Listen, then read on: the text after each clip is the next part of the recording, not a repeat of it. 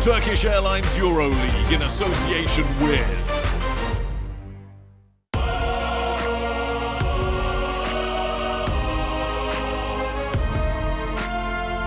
Here now, in this game, one goal, one team. Fight for that possession, gotta act fast. Another shot, another pass. The city comes to life and they got something to say. Come on, let's go. I feel devotion. The continent's brightest stage, where heroes become legends.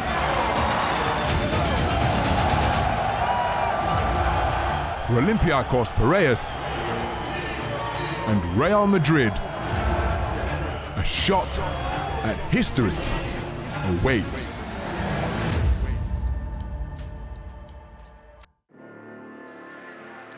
Welcome to Lithuania, this beautiful Baltic nation where the passion for basketball runs deep, where you join us at the magnificent Žalgiris Arena for the 2023 Turkish Airlines EuroLeague Championship Game between Olympiacos Piraeus and Real Madrid.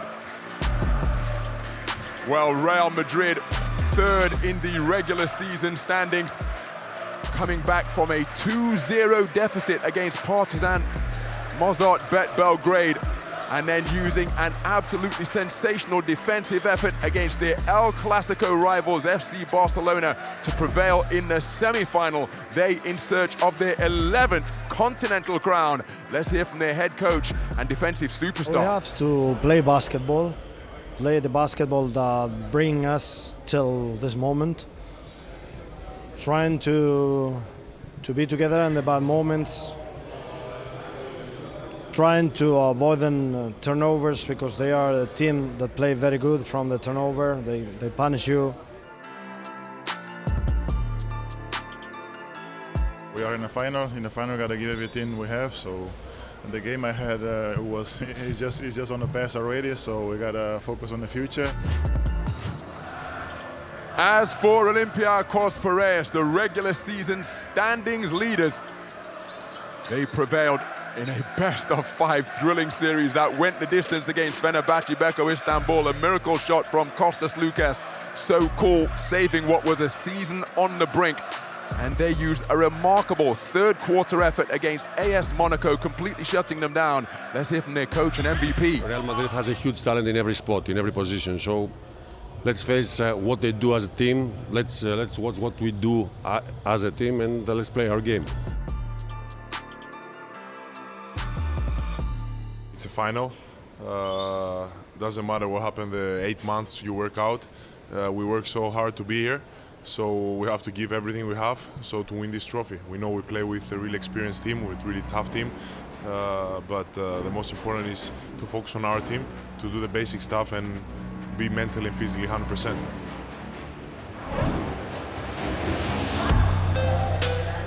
So, two perennial powerhouses of European club basketball in a showdown for supremacy to conclude what has been an incredible campaign of EuroLeague action as Olympiacos Piraeus face off against Real Madrid.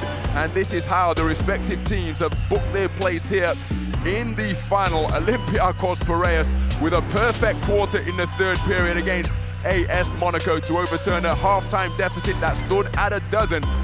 And FC Barcelona was stymied by Real Madrid, who rallied in the second half, holding them to just 24 points. And that is why we have this matchup between Olympiacos Piraeus in search of their 4th continental crown and Real Madrid in search of their 11th. So that is the scene live here at the Žalgiris Arena. My name is Ronald McIntosh. I'll be your lead commentator for this fixture as we take a look at the Real Madrid roster. And alongside me, EuroLeague champion and EuroLeague legend, Joe R. Lucas. And Joe, this a rivalry, the 4th time that these sides have met up for the championship in EuroLeague history. And your EuroLeague title came for Real Madrid against Olympiacos in '95. Give us your quick pre-game thoughts ahead of this matchup. That was back in 1995, Ron. And you know what I love about this game right here? This is the 41st game of the EuroLeague, and that's a maximum that you could play in one season. Now let's go down and watch this incredible show that we're about to see. pregame of the 2023 final.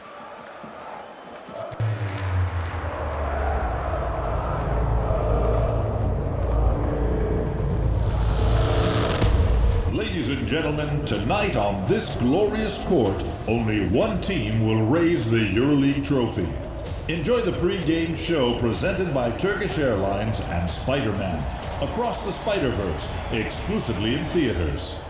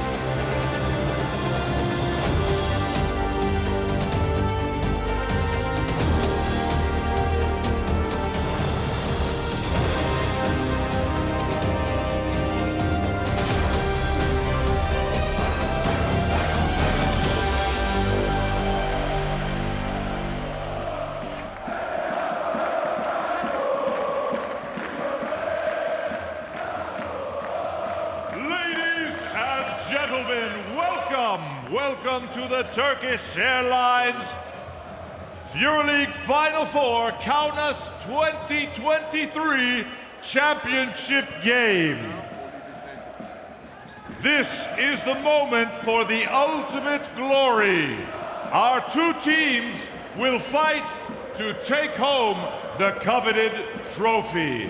Let's meet the players from our teams. For Real Madrid, at guard, 0, Nigel Williams-Goss. At forward, number 1, Fabien Causeur. At forward, number 3, Anthony Randolph. At forward, number 5, Rudy Fernandez. At forward, number 6, Alberto Alvalde. At forward, number 8, Adam Hanga. At forward, number 11, Mario Ezonia. At guard, number 13, Sergio Rodriguez. At center, number 22, Walter Tavares. At guard, number 23, Sergio Llull. At center, number 30, Eli Ndiaye. And at forward, number 31, Zanan Musa. The head coach for Real Madrid is Mr. Chus Mateo. And now the players from Olympiacos Piraeus. At guard, wearing 0, Thomas Walkup. At guard, number 3, Isaiah Kaunas. At guard, number 4, Michalis Lutzis. At guard, number 5, Gianoulis Larinzakis. At center, number 10, Mustafa Fall. At guard, number 11, Kostas Slukas. At forward, number 14, Sasha Vezenkov. At forward, number 16, Kostas Papanikolaou. At center, number 21, Joel Moloboy. At forward, number 25, Alec Peters. At center, number 28, Tariq Black. And at guard, number 77, Shaquille McKissick. The head coach of Olympiacos Piraeus is Mr. Georgios Bartzokas. Let there be glory. As Chus Mateo and George Bartzokas exchange pennants and pleasantries at half court. Here we see the head-to-head record between the two, Joe, confirming that in this Chus Mateo's first season as head coach, it was Olympiacos who swept them in the regular season. Yeah, they won both games pretty easily also, and a lot of it was on the defensive side of the ball. We're going to see if they do the same thing here tonight against Real Madrid. So here is the roll call of champions in the modern era. Olympiacos' first title coming in 1997, but there you see back-to-back successes in 2012 and 2013. Real Madrid seeking their 11th title, their first since 2018. My goodness, what an atmosphere we have as the place positively bouncing. The basketball crazy city as Kaunas has become a kaleidoscope of color during this Final Four weekend. And no Flockers fans have been more vocal, more visible than the red and white army of Olympiacos as we take a look at the starting fives. First of all, for Los Blancos, and they're going with only one recognized guard in that starting quintet, Joe. Yeah, Nigel Williams-Goss is the guy that took care of it in Game 3 in Partizan. But I'm interested again in Ndiaye, Eli Ndiaye, the young kid comes out. What he did the other day against Mirotic in the beginning took him out of the game.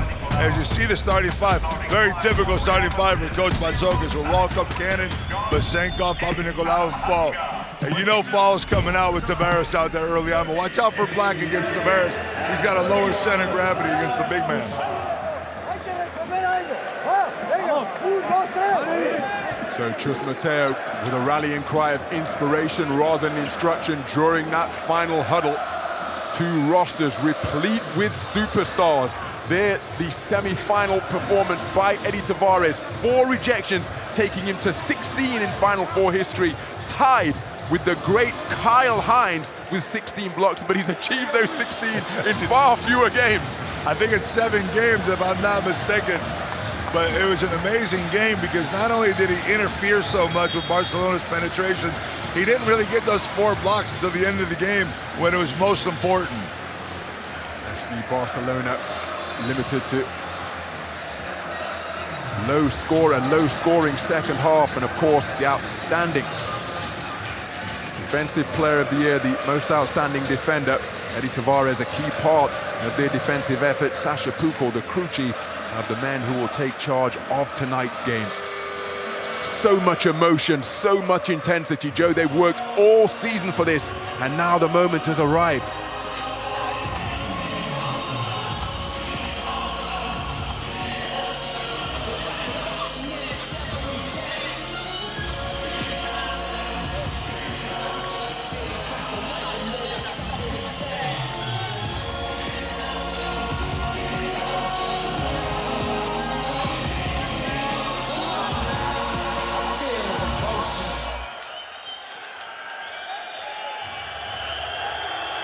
So fist bumps and high fives exchanged between the respective starting fives. Isaiah Cannon, the birthday boy for Olympiacos Piraeus. Will he be celebrating that birthday with a championship win here in this game? There's the rock that will determine the outcome of this fixture. Who will be able to put it in the basket more than their opponents. And there's confirmation of the 16 Final Four swat secured by Eddie Tavares. But look at the number of games in which he's done it compared to the great Kyle Hines. Yeah, but I'm more impressed with 18 games by Kyle Hines. That's even more impressive, I think. Tavares, you know he could throw shots around. Hines is what, 6'2"? I mean, he's not much more than that. I call him the little big man, but he's done it in so many games here. And that's called experience right there. But, you know, these two teams, don't look as really get a slow start. This is the first time we've seen them in a final since 2015. So even though historically they're the biggest matchup around, it was 3 years in a row that they had a final, like a 5-game playoff, and then another final. Each team won that final. One time Olympiacos, then Madrid. This might be the tiebreaker right here, Big Rom. Yep, Real Madrid leading the 3 finals that they've played 2-1. And the most recent one, as Joe alluded to, was in 2015 on Madrid's home court in the Spanish capital. And Real Madrid routing the Reds 78-59 to claim that continental crown. Oh, there is Lithuanian Jonas Valančiūnas, Kristaps Porzingis, plenty of players in the house from the Baltic region. Arvydas Sabonis was here, MVP of the 1995 championship game that my colleague and co-commentator Joe R. Lucas prevailed in. He was here at the semi-final stage. No sign of him yet tonight, but that is not going to dampen the mood of the Olympiacos Piraeus fans. They are having a party ahead of the opening tip. Yeah, I missed him the other day. I wanted to get up and give him a big kiss. You know, I owe the big man. I always owe that big Lithuanian a kiss every time I see him. We did a lot together, man. He was such a pleasure to play with. And you know, looking at this green stadium that we always see green in here, turning essentially red and white, 100% red and white. The Olympiacos fans are out in numbers. It was incredible walking through the town today and seeing the atmosphere. And you know, Kaunas has been waiting for it, and they deserved it. They've earned it, and they've done just a great job with it. And we got a slow start to this game, and my nerves, I've been waiting for over an hour and a half now. I'm going crazy. You've been watching me get antsy over here. I stand up, I sit down, I'm sweating, I'm wiping out the sweat. Well, players just being called to the sidelines because we've got a little bit of an issue with the statistical system. And of course, basketball, such a stats-heavy game, crucial that everything is in sync and as it should be. But my goodness, what must this be like for the players now? They've worked all season, they've prevailed in the semi-finals. They just want to get it on, get these pre-game butterflies out of the way, toss up the rock and get to work, Joe. It's what I said earlier, right?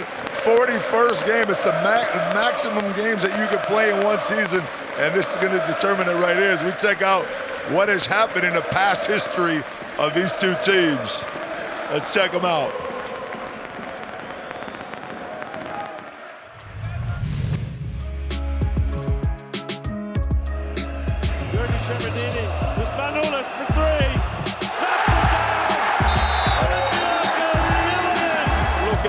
Nothing but net. Olympiacos with its second Final Four title in a row. Sergio Llull to the hoop. This game is looking like it's in the books. 20 years in the waiting. A true champion, Real Madrid. Their moment of Final Four glory. Somebody forgot about 95, Ron.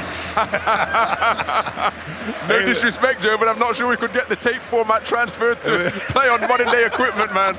Black and white tape didn't come out very well. Hey, look at that game by Spanulis was one of the most spectacular games I ever saw. 0 points in the first half against Madrid. Came out and scored all 20 in the second half and dominated. And in Madrid, it was just an all-out. I mean, these two teams have such a history over the years, and like I said, they haven't faced each other in a final since 2015. So this makes it even that much more exciting than tonight. Real Madrid holding a 19-17 edge overall in their meeting since the turn of the century. And again, so much history between these two sides. So the statistical issue appears to have been resolved, and we are now ready for the opening tip of the 2023 championship game between these two iconic basketball clubs.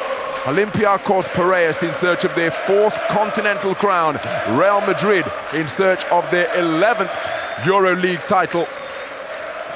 Champions on either side. Iconic players suiting up for each club. And the opening tip controlled by Olympiacos.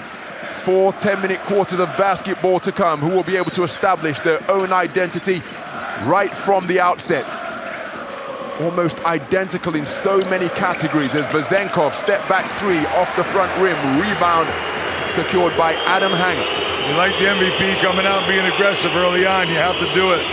Just let him get into a little bit of a rhythm, let that game come to him if you can. Canan Musa rotates it to Hanger. Mustafa Foul fronting down in the low post. Canan Musa calling for a screen and rotates it to Hanger. Hanger uses the screen from Eddie Tavares, missed by a mile. Shot clock was about to sound. It was a shot under pressure. Isaiah Cannon pulls up in transition. Bucket, the birthday boy, opens the scoring, and the red and white fans raising the roof with their applause. Olympiacos lead by 3.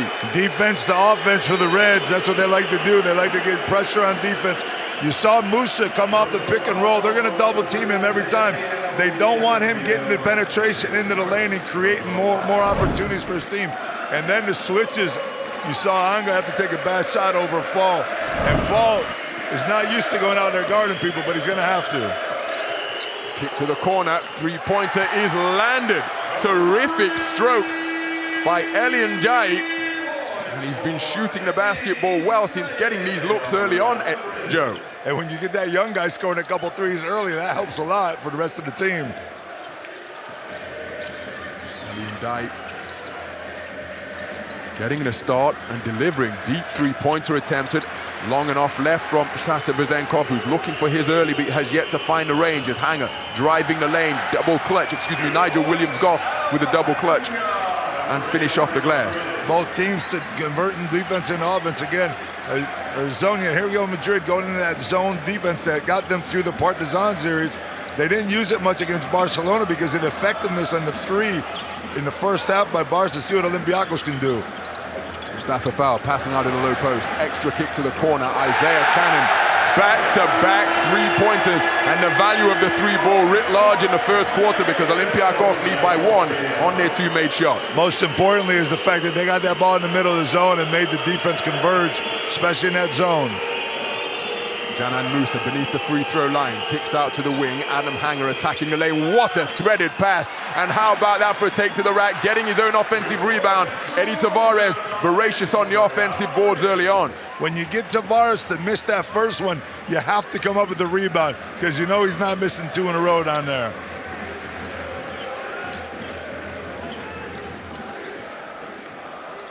So Thomas Walker kicks to the corner. Sasha Vezenkov fakes the 3. Bodied up by Indai.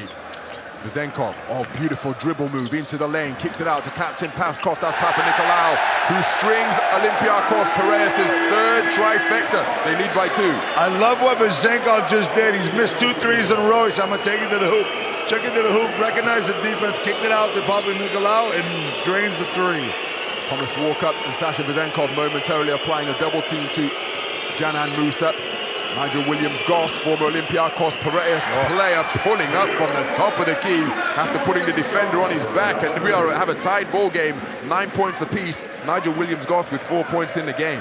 Nobody likes that step back jumper more than Williams-Goss. It's so smooth when it comes off his hands. So Thomas Walker against his opposite number in a one-on-one duel. That resumes. Big screen set by Foul. He crashes the offensive boards, runs down the rebound, but the foot speed from Adam Hanger allows him to get the final position and secure possession for Real Madrid. Terrific hustle by him. Missed there by Walcott, but he's during the 5-game playoff, he only shot 17% from outside the three-point line. So he's struggling from deep, but we know his capabilities are in defense, as we saw in the third quarter against Mike James on Friday night. Yeah, Thomas Walkup just 3 of 17 from downtown in the playoffs. Was scoreless in the semi-finals. Oh, Eddie Tavares looks to rock the rim, but comes up off the mark with a one-handed jam attempt. Walkup now in the secondary break. And foul committed by Adam Hanger down low against the newly minted MVP, Sasha Vezenkov. Interesting play right there. Tavares misses that shot. As I said, you have to get that rebound. Can't give him 2 chances in a row, but it looked to me like there was a little bit of contact down low on the big man. But as you well know, Joe, when you're bigger and stronger than anybody else, sometimes you don't get every call when you're beat up beneath the basket. Yeah, it's not always fair, Ron. So Walker. It used to happen to me all the time when I was a little kid. It's Cannon, 2 3-pointers in the game so far, as he looks for another one off the front iron. Eddie Tavares with the rebound. Nice Nigel Williams-Goss. Spinning his way into the lane, step back, drops a bounce pass down to Eddie Tavares. Big shoulder fake baseline, hook shot missed by some distance. Terrific defensive board, Mustafa Foul. Yeah, great defense, but it's the way it was fed into the post. You'll see when Chacho gets in the game, Sergio Rodriguez, he gets the ball to Tavares on the move, but Tavares didn't have his feet set that time. Cannon, one-on-one with Janan Musa. Eddie Tavares hedging out to help up high. Alien Dye. Now, is that a continuation? Yeah, it looked like it. And Vezenkov, I love what he's doing. He took the first 2 3-pointers. He missed both of them. Second one was a little bit more rushed than the first one. Since that moment of the second miss, he's taken to the hoop, and right now he's got an and one. Elian Dye, just 18 years of age, called for the foul. It's his first. Sends Sasha Vezenkov to the free throw line. As Sasha Vezenkov completes the 3-point play. Olympiacos with their largest lead of the game. They're up by 3 as Isaiah Cannon fighting his way over the screen set by Eddie Tavares. Williams-Goss operating from the half-court logo. Tavares comes to set another screen. Now rolls to the bucket. Floater from just beneath the free throw line is off the front iron. Terrific defensive board, Sasha Vezenkov. Yeah, and that's the key right there. You have to help Fall. If Fall's going to box out Tavares, you have to have someone else getting the rebound. Sasha Vezenkov with 5 points in a row. Tough take to the rack. Fading towards the baseline, but had the body control to kiss it off the window. We'll talk about his experience from last year's game to this year. You're seeing it right here in the first 5 minutes of this quarter. Eddie Tavares offloads to Janan Musa. Pull-up 3 is off the right side of the iron. Ball deflecting off hands. Isaiah Cannon secures possession for Olympiacos. So we're beyond the midpoint of this first quarter. Olympiacos with their largest lead of the game. It's a run of 5 points without reply. All 5 of those points have come from Sasha Vezenkov. Mustafa Foul doing a good job to recover possession. Pump fake, pulling the trigger. Vezenkov off the mark. Vezenkov now 0 of 3 from downtown. Janan Musa offloads to Eddie Tavares, who flies through the air. Contact from Mustafa Foul. Eddie Tavares not able to find the and one opportunity. Foul will be called for the foul.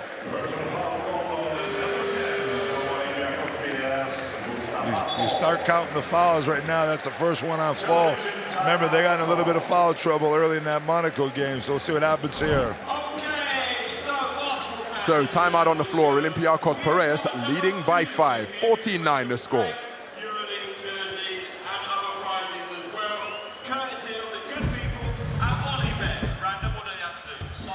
Well, 3-pointers have featured prominently in this first quarter, and that man has been chief among the gunners. Isaiah Cannon, 2 of 3 from downtown. Olympiacos Piraeus landing 3 of them, Joe. Yeah, that's important because they're going to have to beat Madrid from the outside. You know Tavares is in the middle waiting. As soon as they went to that 2-3 zone, Cannon got the 3 in the corner, but it was thanks to the penetration by Walkup that created it. So once they go to the zone, if you can convert those 3s, you force Madrid out of that zone defense, which gives the opportunity for more fouls. Mike Batiste in the house. Long Beach certified EuroLeague legend. Man, I was with Big Mike last night. And Bodiroga with the mayor of Kaunas and the president of Real Madrid. That's the president of Real Madrid on the right. And there is the mayor of Kaunas, Ms. Valdis Matiashaitis. That was Florentino Perez, who just flew in this morning on his, I believe it must have been his private plane with a couple people, a couple friends of mine. They got a private ride also, and they're here to watch the game. They got here just in time, about 4 p.m. Well, his team currently on the wrong end of a 5-0 run. Eddie Tavares with a chance to stem that flow of unanswered points. 78% from the free throw line for this season. And was 85% during the playoffs, going 17 of 20. Makes the first. You know, Ryan, just doesn't get enough credit for the fact that he's got such great hands, such soft touch for a big man. Of course, I just jinxed him with that foul shot right there, but and he is a really good foul shooter, and you don't see that out of guys that big. So it's a 2-score game. Dead even on the battle of the boards as Isaiah Cannon lets it go from long range, and Isaiah Cannon feeling himself here in this championship game. 9 points on 3 of 4 shooting from downtown, and it's a 7-point lead for Olympiacos, their largest of the game. Cannon's trying to make sure he's going to celebrate tonight, not only a championship, but his birthday. Williams-Goss hangs it up for Eddie Tavares. Terrific effort by Joe Bolomboy to break up the alley-oop attempt. Now it's a 3-on-1 opportunity. Vezenkov with the underhanded scoop, and he gets it to go. And Olympiacos Piraeus rolling here in the first period, prompting Chus Mateo to call a timeout. They have built up a head of steam, and they have a 9-point advantage. Olympiacos Piraeus 19, Real Madrid 10.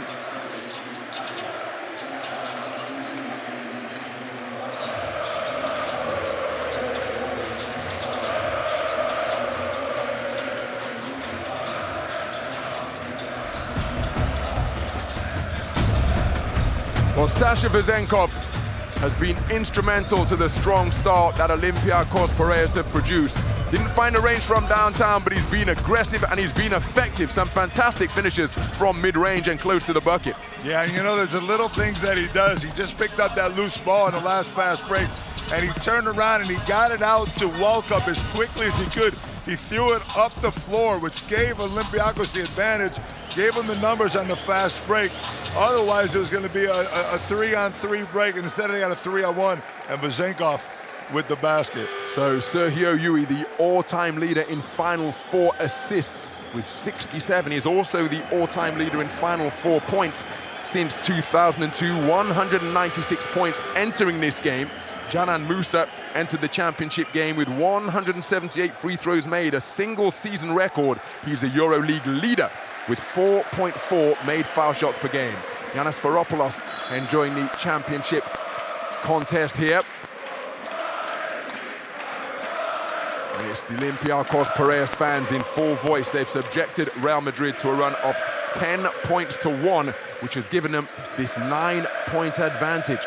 3 minutes and change remaining in the first quarter. El Chacho into the game for the first time. Kicks to the corner off the drive. Extra pass from Kozer to Mario Hezonja. Good look at the bucket, off the mark. Fighting for the offensive board is Canan Musa, and we have got a whistle on the play. And you don't know if Chus is getting a little bit nervous right now or what's going on, but a lot of switches going on. You got Sergio Rodriguez in the game. He came in a little bit quicker than he's used to coming in. Hezonja's been huge over these last 5 games. He's gone unnoticed. He has 8 rebounds a game since they don't have a 4-man. That's pretty impressive stats for him. And he's able to open up the floor shooting a 3. He missed that one right there. Madrid was lucky to get the foul, but you see Chacho getting into this game early, and he's going to be around often. So Kozer inbounds. Eddie Tavares rotates it to El Chacho. El Chacho beats Cannon on the drive, goes up strong, evades Joe Bolomboy. Joe Bolomboy backed it out of bounds. It will be Real Madrid basketball. But you cannot let Chacho get that shoulder on you. Once he gets that left shoulder on your body, he knows how to hold you off and go by you. Bolomboy knocked it off the rim. Another possession for Madrid. Isaiah Cannon sliding over the screen set by Eddie Tavares. Kick to the corner. Fabian Kozer with that left-handed 3. Long offensive rebound. Eddie Tavares, he's pinned beneath and behind the backboard. El Chacho working the recycled 14, one-on-one with Sasha Vezenkov, lobs it inside to Tavares, foul on Joe Bolomboy because he pushed Eddie Tavares in the back. At least that's what I saw. Yeah, you know, that's okay though, because when that ball's in the air and Tavares goes up for it, that's a moment. You have that split second to get Tavares away from the basket. Right now, it's a bonus situation for Real Madrid, so Tavares is going to go to the line. But I don't mind that aggressive play by Bolomboy right there, pushing him when the ball's in the air, trying to get him away from the basket. So Isaiah Cannon, 3 of 4 from downtown, takes a seat on the bench, having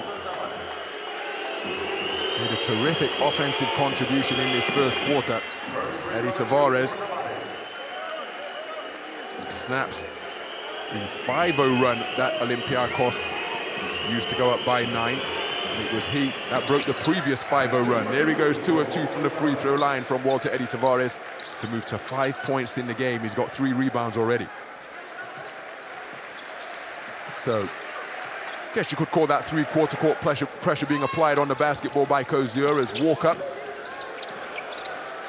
gives it to Papanikolaou. The rotation was late and it gave Papanikolaou an eternity to contemplate and connect on his second three-pointer of the first quarter. He's perfect from downtown and it's a double-digit lead for Olympiacos. It's the hardest shot to make in the game when you have so much time, Ron. And there's a big foul on Tavares. I always talk about this. Walter Tavares cannot waste fouls on the perimeter. He cannot waste fouls on offensive picks. And that's what he did right there off the handoff. And because he was protesting the call for a legal pick, you can see he's set a really wide base and he's leaning, Joe, but he was protesting. He's perhaps walking a bit of a tightrope here in terms of picking up a tech. Yeah, he just got a warning, so he's going to have to be careful not talk back to any refs at this point. And that's the move right there. That's what you have to do against the zone. That's all about Coach Bartsokis right there, and great ball movement. You can coach all you want, but the execution has to be performed. Vezenkov finding the space in the zone, getting to the dots. The pass was on time and on target, and Sasha Vezenkov moving to 9 points in the game, 4 of 5 from 2. We've got a whistle on the play, and it's a blocking foul. Count the bucket, Tariq Black in some distress on the deck. Yeah, I'll tell you why. He took a knee to the chest, and I'm just surprised about this call. Watch the knee come up right there. You can't see it on that angle, but Rudy had that knee come up. Here we go. He's going to take it right into the rib cage. Boom, right into the sternum. That looked like a solar plexus shot, Joe. And that can be very painful indeed as Rudy Fernandez. You know a little something about that in your boxing days, right? Takes a while to recover from. You've got to try and disguise that pain. Basket not good. So 2 free throws to come. So if it's basket not good, then that score should surely be 13 points, shouldn't it? He made the free throw. He made the first free throw. There you go.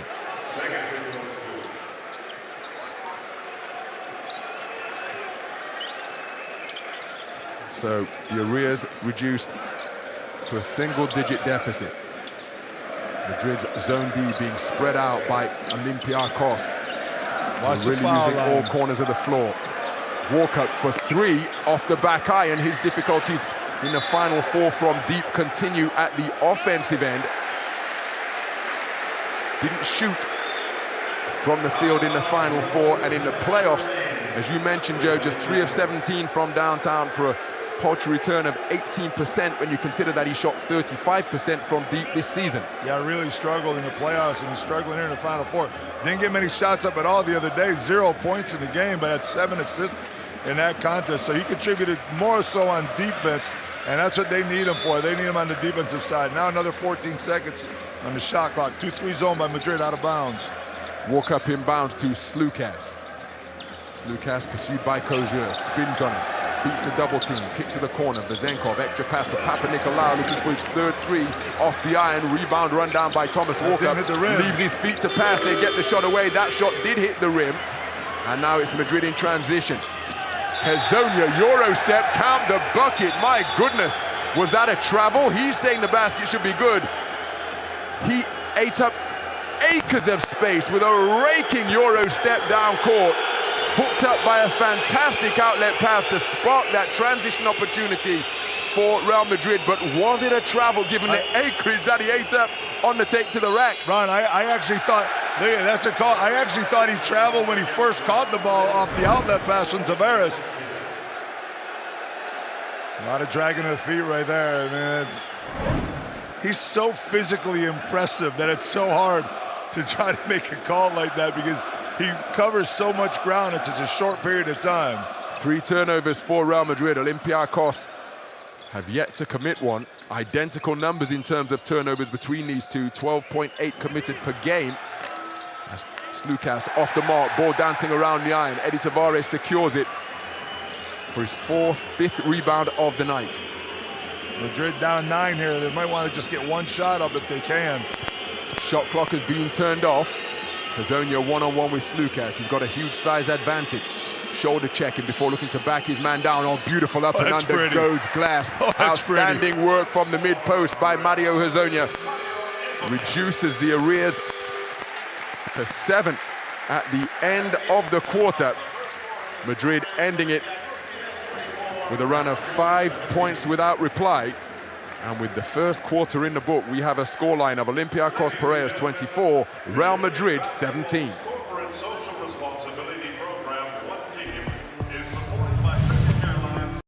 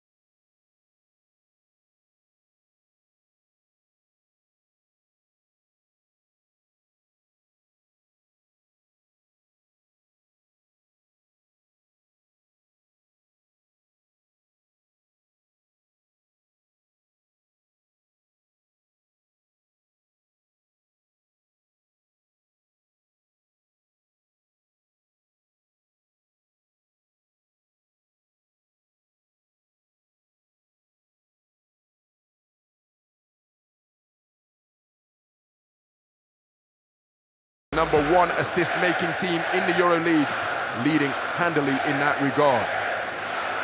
Sasha Vezenkov, the outstanding performer of the first quarter, 9 points on 4 of 5 shooting from 2-point territory, including perfect from the free throw line as well.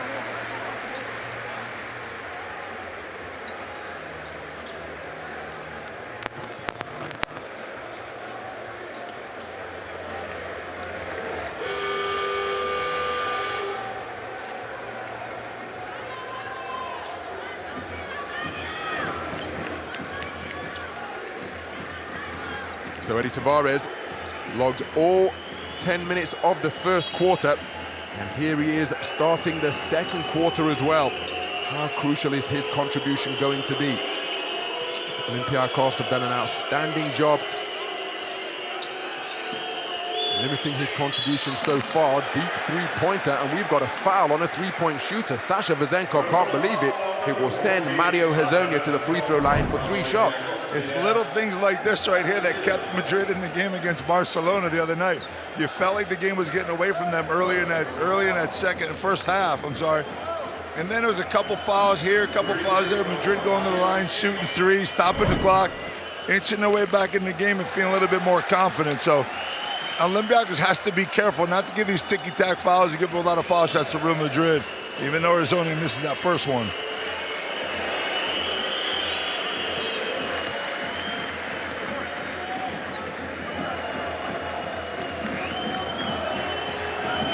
So Mario Hezonja, 76% from the free throw line during the regular season. Hezonja makes 2 of his 3. 2 of 3 from the stripe on that trip to the line. 2-score game, 5 points to deficit. Now they're back in that zone, and I don't see anybody at the foul line. There's Black, but Black's not a threat offensively. Lucas is, though. Line drive, three-pointer off the back iron. Eddie Tavares ensures that it's one and done from Olympiacos' perspective by securing the defensive board. There's the 5 on the floor. Tavares already with 6 rebounds.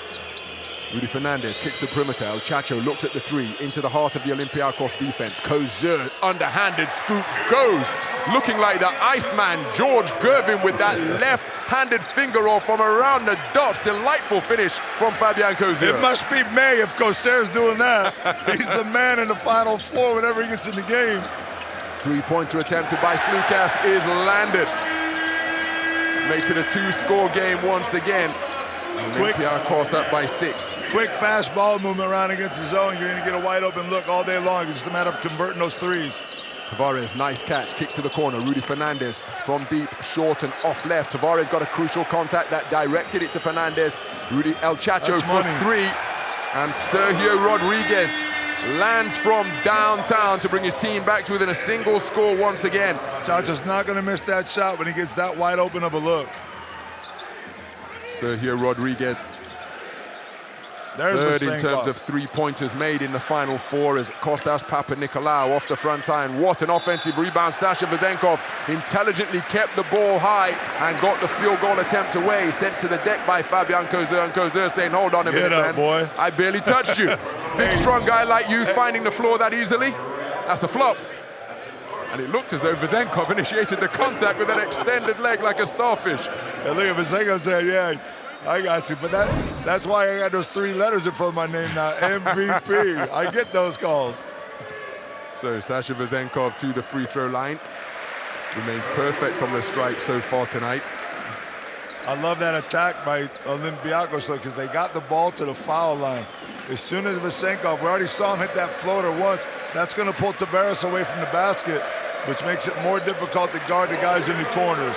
Great job by Vezenkov to get to that foul line against the zone. 5 points the advantage for Olympiacos.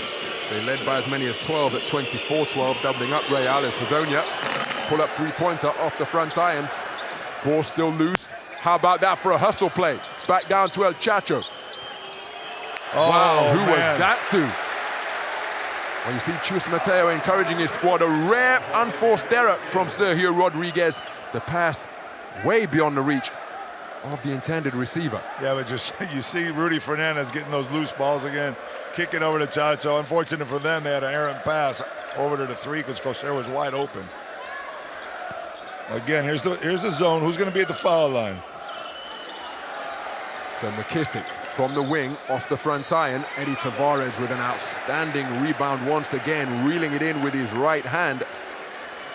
A monstrous double-double in the semi-finals. He's already got 5 points and 7 boards, 5 of them coming at the defensive end. Ron, but you see what the zone is doing to Olympiacos. They're 4 for 6 from 2 points in the field, and they're 6 for 17. They're shot 17 three-pointers, almost triple the amount of 2-pointers they've shot. So they still have to be aware of attacking the basket and not worrying about the perimeter as much.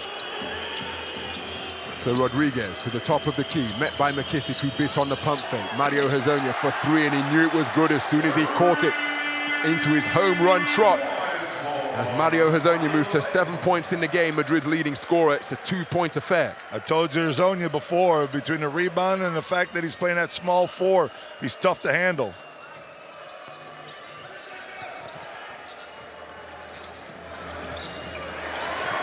Ball is loose, Hazonia picking it up once again, and what an outstanding job he is doing with hustle plays, as are Real Madrid as a team, securing an extra possession for his club. I think I saw him the other day against Barcelona in that deep corner from us, dive on the floor and catch him before it went out of bounds. It led to a 3-pointer, so Hazonia doing what he can offensively and also in the hustle plays.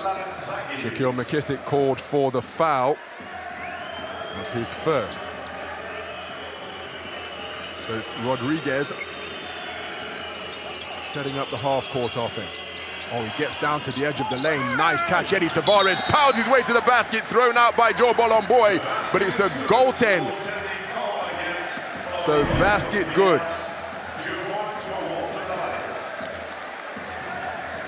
Pretty obviously called right there as soon as that ball hits the backboard. But again, the zone starting to cause problems.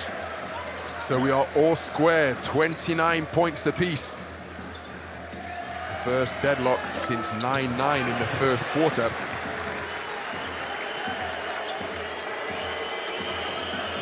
Sasha Vezenkov still 0 from downtown, but my goodness, he's finding ways to get it done offensively from mid-range. Long range too, landed by Sergio Rodriguez to give Real Madrid a 2-point lead, equaling their largest lead of the game when they led 3-5. We've got a timeout on the floor. Real Madrid with a strong second quarter. 5-14 in their favor.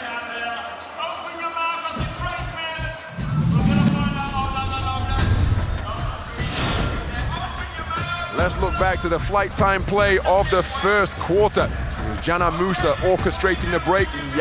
Nigel Williams-Goss double pumping in the air and finishing against Thomas Walkup off the window. Nigel Williams-Goss defying gravity to come up with the Turkish Airlines flight time play of quarter number 1.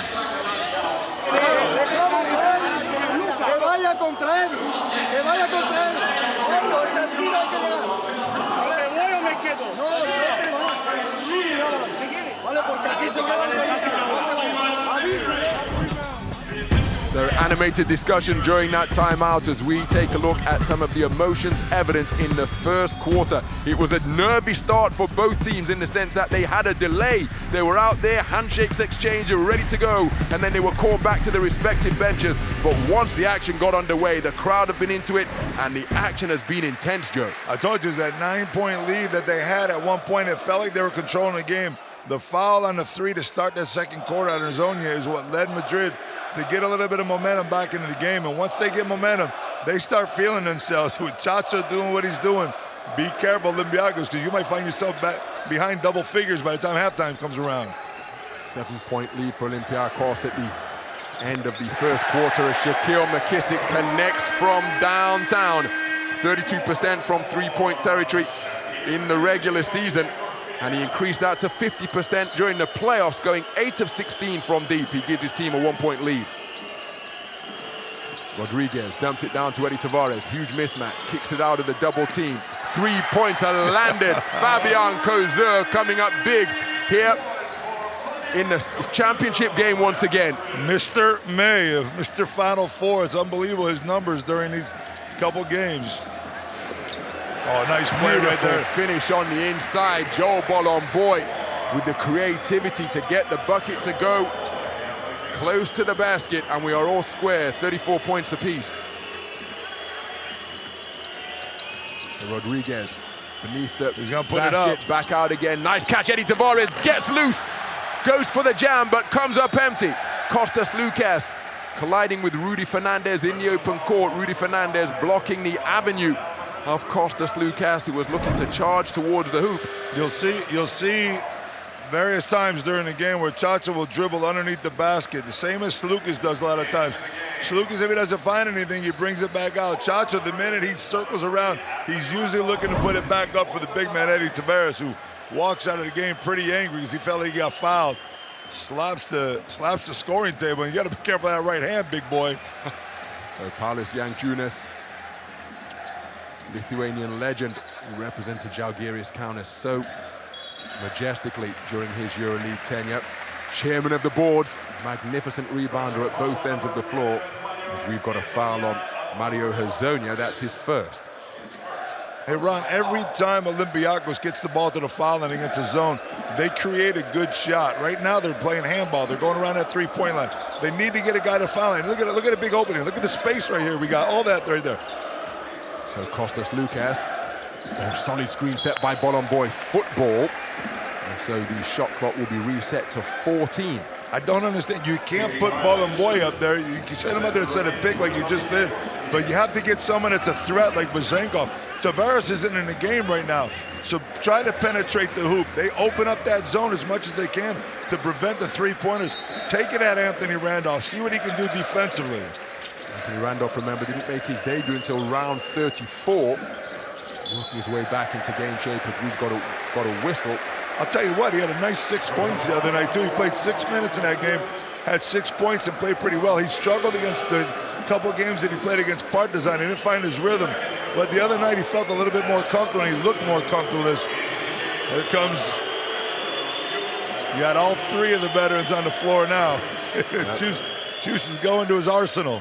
Sergio Llull checking in for his first action tonight. The Final Four leader in points and assists, fourth in terms of three-pointers made, as McKissick one-on-one with Rudy Fernandez. Oh, beautiful take to the rack and the finger roll finish through the foul has the fans pumped up here at the Jalgirio Arena. Look at the conversation right now between Rudy and Anthony Randolph, because Randolph's supposed to come over there and help out. They're not worried about the corner. Randolph goes out to the corner. What you're doing, you're letting the guy penetrate to the basket, and in the back of your mind, Eddie Tavares is sitting under that basket, but he's not there right now. You got to defend a little bit better than that. So Rudy Fernandez called for his second foul. Shaquille McKissick unable to complete the three-point play, shot 80% from the stripe during the playoffs. Massive improvement on his 68% from 15 feet away during the season. Rodriguez stops at the elbow. Randolph for three, and he lands it from long range. Anthony Randolph making a three-pointer, just his third of the campaign, but he's only taken 5 of them. Terrific efficiency from Anthony Randolph, his team lead by 1. And that's exactly what Randolph can do on the pick and pop with Chacho. You'll see Chacho always getting at Tavares, cutting to the basket. Randolph's going to do the opposite and pop out. Oh, what a tap in from Vezenkov. Sasha Vezenkov causing Vincent Poirier to scratch his head over on the sideline. He's not able to contribute for his club. One of the sidelined athletes for Los Blancos, but a terrific follow from Vezenkov. Rodriguez finds Hezonja, who catches at the second attempt. Mario Hezonja landing his second three-pointer of the game. 2 of 4 from downtown. He's Madrid's first double-digit scorer. 10 points Sunday night to put his team up by 2.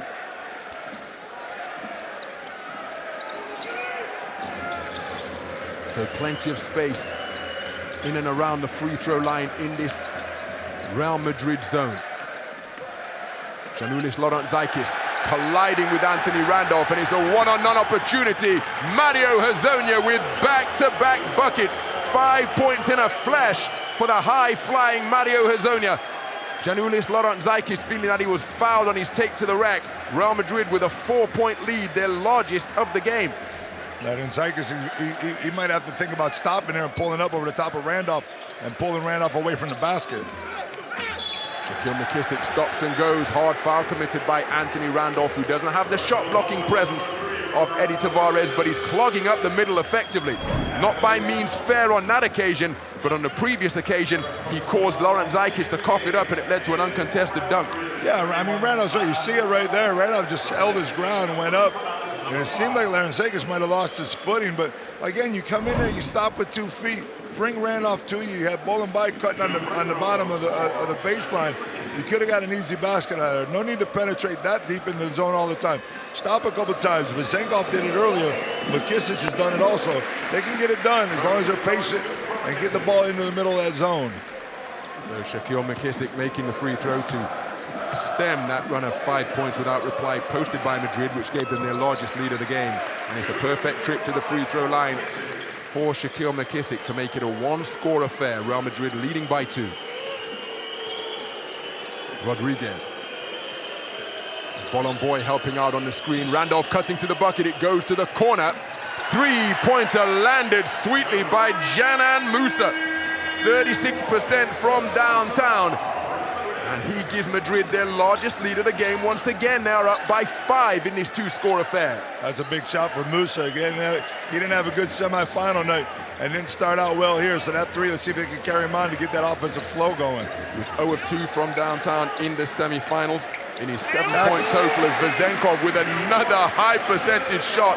And Rudy Fernandez imploring his teammates, inquiring where's the help. Yeah, that's Lucas, though, getting up and going off of 2 feet.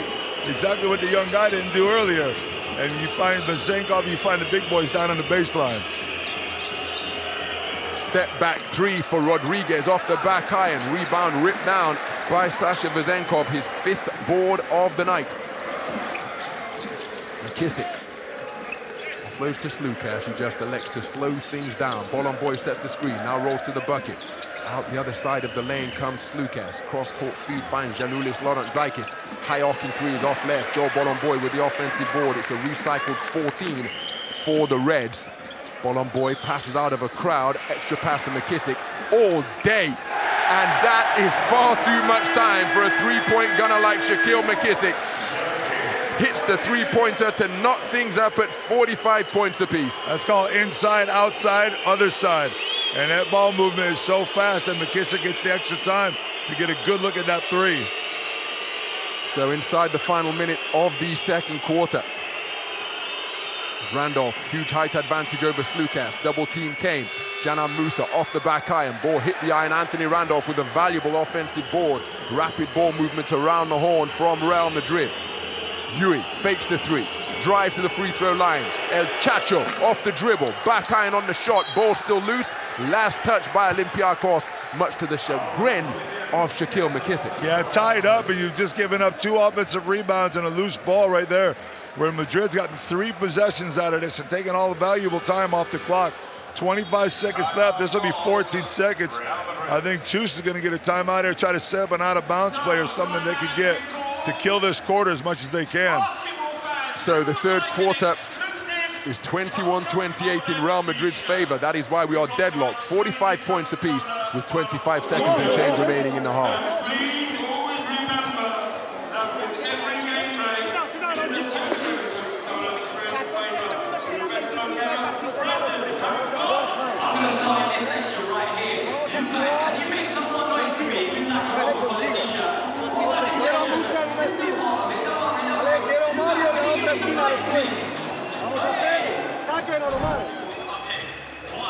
Well, the final is every bit as physical as we expected it to be, Joe. Nothing easy being given up if the players can help it. Both on the offensive end and the defensive end, the players putting their bodies on the line.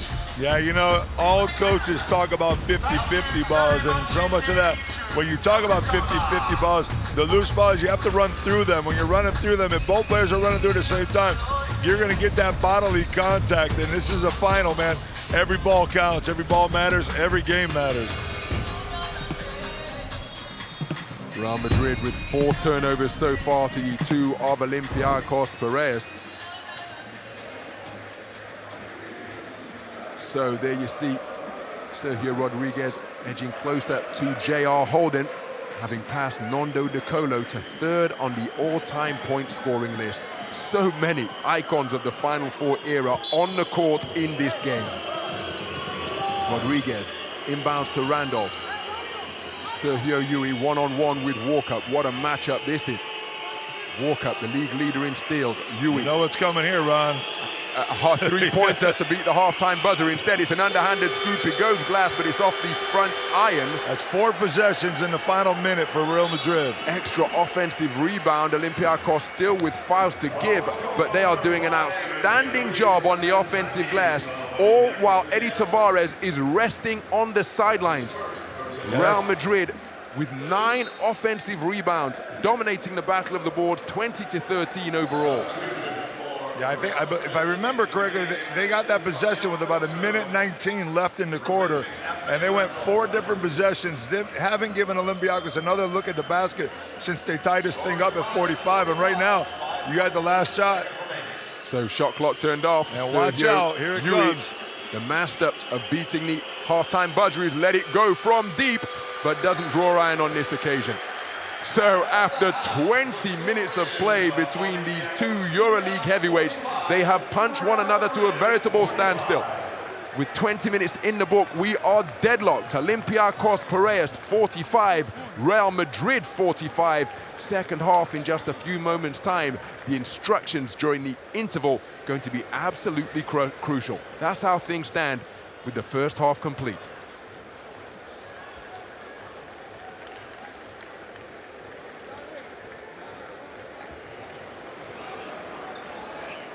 Mario, you went down 12 points. Now it's a tie game. What was the major adjustment that you made in the second quarter? Character, man. We are fighting. They made so many shots. From the three-point line, we started to close out to the shooters, and we raised our level defensively a little bit, and the game is tight. So if we just keep doing this, we should be all right for the game. Okay, good luck in the second half. Thank you so much.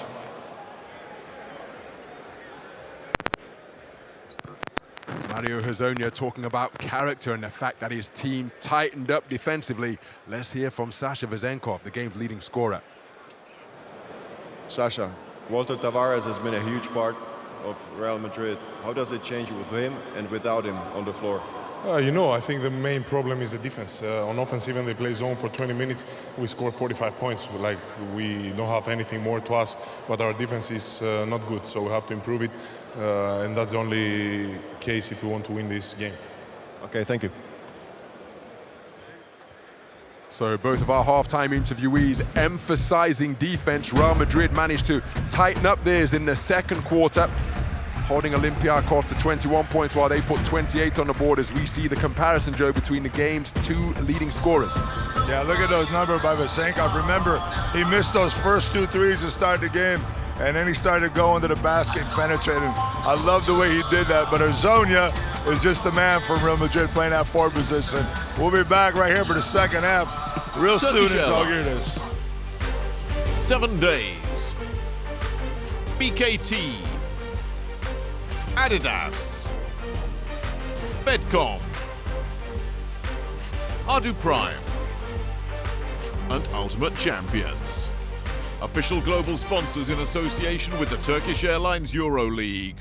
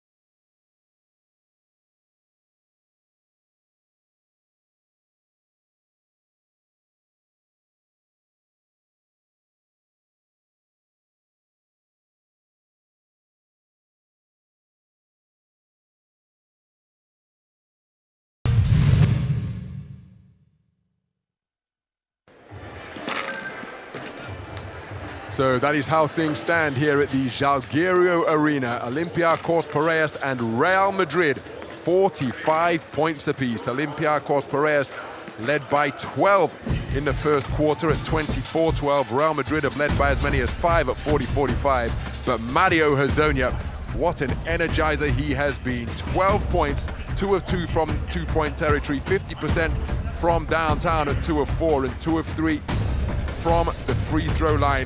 And again, getting his hands on loose balls. A real energetic display filled with high basketball IQ. His energy and input has been crucial to the Real Madrid cause. Yeah, and those 12 points help a lot also. I'll tell you, we talked about it before the game. Hezonja is taking in this new role since Dek is gone, Yabusele is gone. They don't have a real 4 right now. Poirier's not in to help Tavares, so he stepped up. I said early before the game, averaging 8 rebounds a game over the last 5 games in the EuroLeague. So he's taking up that new role and he's doing it great. So they're the top 3 scorers through the first 20 minutes of play. Olympiacos with 2 double-digit scorers. The game's high-point scorer, Sasha Vezenkov, aided by Shaquille McKissick. Well, let's get the halftime thoughts of the Real Madrid head coach, Chus Mateo, after the first 20 minutes of play. Coach, 45 points scored by Olympiacos in the first half. What do you think about your defense? Oh, they start much better. They score from outside a lot, and we make them hesitate a little bit with the zone. We could run. We score some threes too, and we came back to the game. So game is tied right now, and we have to be ready for the second half. It's going to be tight till the end. But I know you don't like to rely only on the three-point shooting, correct? Of course, nobody. Thank you. Good luck. So Chus Mateo anticipating a game that will be tight until the very end. As we go inside the numbers, Joe, healthy percentages from both areas of the floor for Real Madrid. They're healthy percentages because they're getting really good shots underneath the basket. Orzonia, a couple layups. Chacho's helped a lot of people get open looks. Chacho in 13 minutes of this game, 13:22 to be exact, has 5 points and 6 assists. So we talk about his contribution, and he's already done it. 6 assists in 13 minutes. Some pretty impressive numbers, Ron. 5 second chance points for Real Madrid off the 9 offensive rebounds that they garnered. When you consider that Olympiacos holding 13 rebounds overall, a magnificent effort by them. Coach Sasha Vezenkov spoke about need for better defense. You gave up 9 offensive rebounds. Do you think this is the major defensive problem? Exactly. It's exactly. It was they missed 17 shots and they took 9 offensive rebounds. It's too many for a tight game. And if you speak about offense, you took 22 3-pointers and only 10 2-pointers. Would you like to see a better balance in these shots? About this is we're talking about the play zone the whole first half. So it's okay. It's what the defense is giving you. Thank you, Coach. Good luck. Taking what the defense is giving you is good, but I don't like the imbalance that they have of only 10 shots. They've hit 8 of those 10, Ron, as you're going to see here in the stats. 8 of 10 and 8 out of 22. Do you really want to end up a game shooting 44 threes? If you're shooting 40%, that's probably going to be fine, but chances are you're going to maintain that 30, 35% in a game, which is going to make it difficult against the zone. Plus, it gives them a chance to get out and run the fast break quick. So I think they have to penetrate the ball a little bit more and get it to the basket, especially when Tavares was on the bench for the end of that second quarter. Well, there has been plenty of emotion, evidence in what is an incredible atmosphere here at the Zalgiris Arena. And it's down to the players to keep their concentration and executing what is an absolute cauldron here in this amphitheater on the water.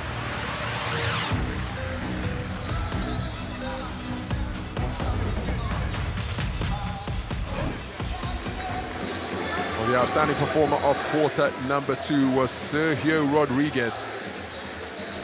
5 points and 6 helpers for a performance index rating of 12. Moving up past Nando De Colo for number 3 on the all-time point scoring list in Final Four history since 2002. I'm not sure if any one of those 3 veterans are thinking about retirement anytime soon or not, especially the way they're playing.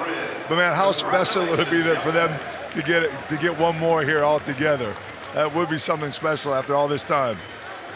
Would indeed be amazing. As the athletes out onto court to begin the second half. I think Vezenkov is probably thinking, hey man, it'd be pretty special for me too to get my first one. So come on, bring it to me. Let me get a piece of that action. Alfonso Ford Trophy winner, the MVP and first team all EuroLeague. It's been a sensational campaign for Sasha Vezenkov, competition leader in terms of performance index rating points and the 3rd leading rebounder as well. The second half underway here at the Zalgiris Arena in the championship game. Teams couldn't be separated after 20 minutes of play, 45 points apiece. Real Madrid with the opening possession. They move the ball around the perimeter. Nigel Williams-Goss pursued by Isaiah Cannon. Canan Musa for 3, and Canan Musa 2 out of 4 from downtown to move to 6 points in the game and give Real Madrid a 3-point lead. Yeah, when you give him confidence out and outside of the 3-point line, it makes him that much more dangerous because he really likes to penetrate more than anything. So once he gets that 3-point shot going, he's made the last 2, he's going to be able to get to the basket now, where they were preventing that early in the first half. Just 22% from downtown during the playoffs, Canan Musa. And as we mentioned previously, was 0 of 2 from deep in the semi-final. But as Joe's just mentioned, he's connected on his last 2 for a 50% clip. He another member of the All EuroLeague first team. For what has been a magnificent campaign for him. 10th leading scorer in the competition, averaging 15 points a game. He's got 6 here in the final, both of them coming on shots from downtown. Or all 6 coming on 2 shots made from downtown. As Walker has picked up his dribble. Mustafa foul beyond his shooting range. Now what's the call here? That's a reach in on Goss. It's a good call, but I like the intensity of Madrid's defense right. They've done this over and over again. They were used to losing. They were coming from behind against Partizan coming out in the third quarter. They've used the same strategy here. Forget the zone defense, and let's go hard man-to-man to start the third quarter. Get these guys out of the rhythm. So sideline possession, inbounded. Mario Hezonja with a terrific play. Now, has he breached the sideline? Yes, he has, but what an effort. What a heady play from Mario Hezonja. Didn't come up with the possession, but look at that. They're in the passing lane of every pass. Welcome had a tough time getting that ball in bounds, and Hezonja almost got a piece of it. That could have led to an easy layup.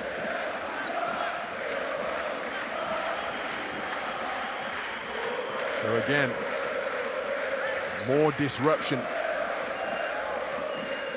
created by the Real Madrid defense in the opening stages of this third quarter. Olympiacos having to reset. They're in their half-court offense now. Papanikolaou. Zone time Vezenkov. Lots of space in the zone. They find it in the corner. Isaiah Cannon landing his 4th three-pointer of the game. And remember, in the playoffs, he was absolutely sensational in playoff game 1. 18 points on 6 of 7 shooting from deep. On this, his birthday, it looks as though he's looking to replicate that. 12 points in the game, 4 of 5 from downtown. Ball rattling around the rim. Papanikolaou and Adam Hanger fighting for it. Last touch by Hanger. And it will be Olympiacos basketball. Yeah, Juice Montero not happy at all with that defensive series or the offensive. That ball was in Hezonja's hands the whole time, and then he took a bad shot. So Cannon, man with the hot hand in this final so far. Used his dribble, thought about it for a moment before rotating to Vezenkov. One-on-one with Canan Musa. Gets into the lane, offload to Mustafa Fall. Bobbles it at the first attempt, fading hook. He's disrupted by Eddie Tavares. Isaiah Cannon racing after the loose ball, not able to run it down. You see right there, Tavares covering 2 men at once as Cannon comes into the lane, stops it, makes him do an errant pass to Fall because Fall couldn't catch that pass in rhythm. By the time he picked it up, he had his feet set. Tavares was back on defense on him. So cutting off the baseline is Canan Musa. Eddie Tavares comes to set a screen. Reaching from behind is Thomas Walker. Nice catch and cram from Eddie Tavares. Perfect pick and roll played. Eddie Tavares moving to 9 points in the game. And make that 4 assists for Musa. So even though he didn't get it going offensively early on, he's getting the ball around and giving people open looks. So Eddie Tavares again flirting with a double-double, 9 points and 7 rebounds. 16 minutes on the floor. Just walk up to the elbow. Papanikolaou driving on Hanger. That won't be a continuation, even though Papanikolaou is asking about it. The foul on Adam Hanger. There's no way he's not going to ask for that continuation. So Hanger called for his 2nd foul. Sideline possession for Olympiacos. Canan Musa face guarding the inbound. Walk up, lost it when attempting to go behind the back, but a foul is going to be called on Nigel Williams-Goss. That will be his 2nd. It can be important for Olympiacos to see if they can get Walkup in the game offensively. 0 points in the semifinals. So far, 0 points here. He's a guy that can use his body to score if he gets to the basket. Mustafa Fall not looking to be a threat offensively, turned his back. What a finish! Sasha Vezenkov off the hookup out of the lane from Mustafa Fall. Going glass, going hard, and getting it to go. Yeah, and you're going to get the 3rd foul on Mario Hezonja. So our announcer just said it was his 2nd. Looked to me like it was 3rd. We'll check that out in a minute here as Vezenkov finishes the 3-point play. So Sasha Vezenkov, 18 points in the game, a perfect 4 of 4 from the free throw line. It is a 1-point lead for the Reds with 2 minutes 40 gone in the 2nd half. Williams-Goss pegged back towards the halfway line. Isaiah Cannon fighting over the screen from Eddie Tavares. Cannon keeps it alive, finds us cutting. Adam Hanger who gets the reverse to go. This is what Madrid loves to do, penetrate off the pick and roll to Tavares. If they get it to him, they have guys cutting the baseline. If not, they're still penetrating through the baseline. Papanikolaou fakes the three, puts it back to the corner, walk up, baseline drive, sees Eddie Tavares, gets it to the opposite corner, three-pointer off the front time for Vezenkov, offensive rebound, Papanikolaou, Cannon for three, and he connects! Isaiah Cannon throwing flames from three-point territory. I call those 15 points in the game on 5 of 6 shooting from deep. Oh man, that goes in and out. I don't know how Musa misses that. But that three from Cannon, I call practice threes, because those are what you do when you're shooting together. You're always getting that ball off the offensive rebound. It's coming to you. Cannon caught that in rhythm. You know how many times in his life he shot that three? And now Musa somehow can't get the ball to fall in. And Mustafa Fall, I think, got a piece of it. It's going to be a big play right here for Olympiacos if they can convert offensively. 15 lead changes in this final so far. We entered the halftime interval deadlocked at 45, and it has gone back and forth since then. Foul, straddling the three-point line. Now he rolls to the bucket, looking for inwards, walk up as he turned the basketball over. Last touch by Hazonia as he and Vezenkov battle for possession near the sideline. I just feel like Thomas Walkup is too hesitant to shoot the ball. He's getting the ball in the lane, he's just looking outside. Take a shot or two, bring Tavares to you. If you do that, then you're going to get a better opportunity for fall underneath the basket. All of Walkup's shots have been from three-point territory from where he is 0 of 3, 5 assists though. Now we've got a whistle on the play because Canan Musa has bowled over Isaiah Cannon.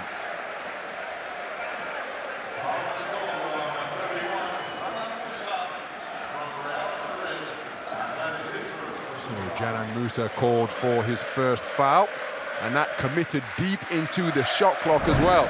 And on top of it, you got 2 shots coming up for Cannon, and you see them top 0 fouls for Olympiacos, team fouls. So with a 54-52 lead, you're about to go up 4 if Cannon makes both these free throws.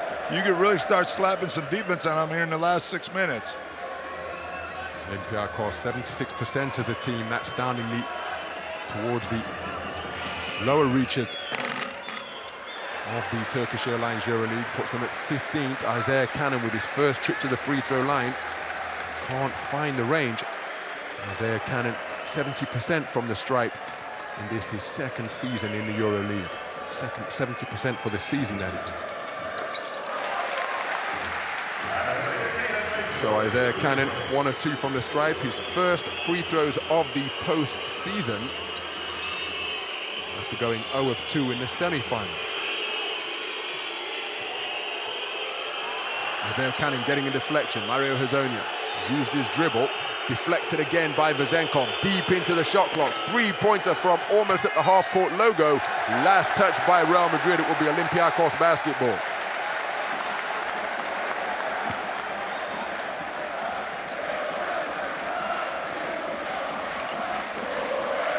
So three-quarter court pressure being applied by Nigel Williams-Goss in the battle of the number zeros. Foul.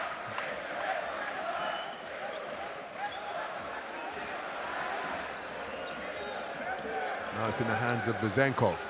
Vezenkov, difficult three off the step through. Fighting for the offensive rebound. Eddie Tavares and Mustafa Fall. Three-pointer drilled again on the line drive, but off the mark from Vezenkov. And then going down coast to coast with Adam Hanger is off the mark. 2-on-2 opportunity. Isaiah Cannon Euro-stepping and goes glass. Count the basket for Isaiah Cannon. His first 2-point field goal attempt of the night was a difficult one in transition, taking it to the chest of Nigel Williams-Goss and getting it to fall to move to 18 points in the game. See the way he draws the contact and then reestablishes himself. Body straight up and puts it up softly against the glass. That's off Goss's foot. Got a little push from behind, but the ball goes off his foot. That's another turnover for Real Madrid. I think Chus is going to want to talk this out, or we have immediate timeout here with 4:54 to go, Ron, and a 5-point lead for Olympiacos. So Real Madrid with just 7 third-quarter points on the board. They are trailing by 5. Timeout on the floor in an incredible atmosphere here at the Jalgirio Arena. You said this arena is absolutely electric right now. And like you just said, this is the last chance to get your hands on a t-shirt. So if you see the volunteers, they So the second quarter flight time player of the game comes on an uncontested fast break jam for Mario Hezonja after Janulis Lorenzakis lost the basketball in the paint, taking flight, rocking the rim. Mario Hezonja getting high on that Turkish Airlines flight time play of the second quarter. Well, it's hot in here. That is why some of the Olympiacos ultras have gone shirtless, providing extra energy for their team. A sea of red and white in the upper decks here at the Žalgiris Arena, and Isaiah Cannon on his birthday has been lights out, particularly from long range, Joe. Are we singing happy birthday yet? Not yet. Not yet, not yet. Let's not sing it till it's go. Hey, I'm looking at those guys up on top with their shirts off. I'm over here dying, man. I'm ready to take mine off. But I haven't been to the gym for the last 4 days. So I can't go like those guys. So Isaiah Cannon closing in on his career high. That career high coming with Unix Kazan against Milan in round 10 of the 2021-2022 season as Papanikolaou head fake, drives baseline, attempted pass comes off the underside of the rim, and that's the turnover. So Rodriguez rotates it to Fernandez. Rodriguez is back in that game. You know what he's there for. Fernandez with an air ball, and that brings Olympiacos fans of all ages up to their feet to crash down howls of derision in the direction of Rudy Fernandez. 0 of 2 from downtown. That was a tough shot. He put it, it's like a hot potato putting in his hand. He didn't know what to do with that one, had to get rid of it. That's what I like right there from Olympiacos, but he airballed that one to Vezenkov. And that's the way you got to get that look, because that's going to open up fall down on the baseline. Attacking the space of Madrid's mashup zone was Vezenkov. Reverse pivot, saw him squared up perfectly. Good look at the bucket, but couldn't draw iron. So Williams Goss defended by Isaiah Cannon. Hezonja, Papanikolaou forcing him left. Tavares sets the screen. Pull up 3 from Hezonja is off the mark. Tavares got a hand on it. Isaiah Cannon couldn't control the rebound that came in his direction. There is no more over the back anymore, is there? Because, I mean, Tavares couldn't have been boxed out any better right there. Look at that by Welcome. You can't box him out any better. Tavares goes over the back is non-existent these days, I think. Eddie Tavares, the 3rd leading offensive rebounder in the league, hauling in 2.6 per night, kept that one alive there for his club. Hezonja off the iron, magnificent offensive rebound by Rudy Fernandez. Loose ball Rudy. Yep, getting another ball and possession for his club, and how about that for El Chacho? Such composure, making his mind up while seemingly in the air. 7 points in the game, 2 of 3 from 2-point territory. It's another 3 consecutive possessions on the same possession for Madrid. Vezenkov at the line again. He's got fall down low, but he goes over the top of Tavares instead. He airballed that one a second ago, but give the man a little credit for the confidence. He went back up over Tavares, and now you got Tavares and Welcome. Welcome continuing to box out Tavares here at midcourt. And look at Welcome. Watch this. Look at it. We're going Australian rules right here, man.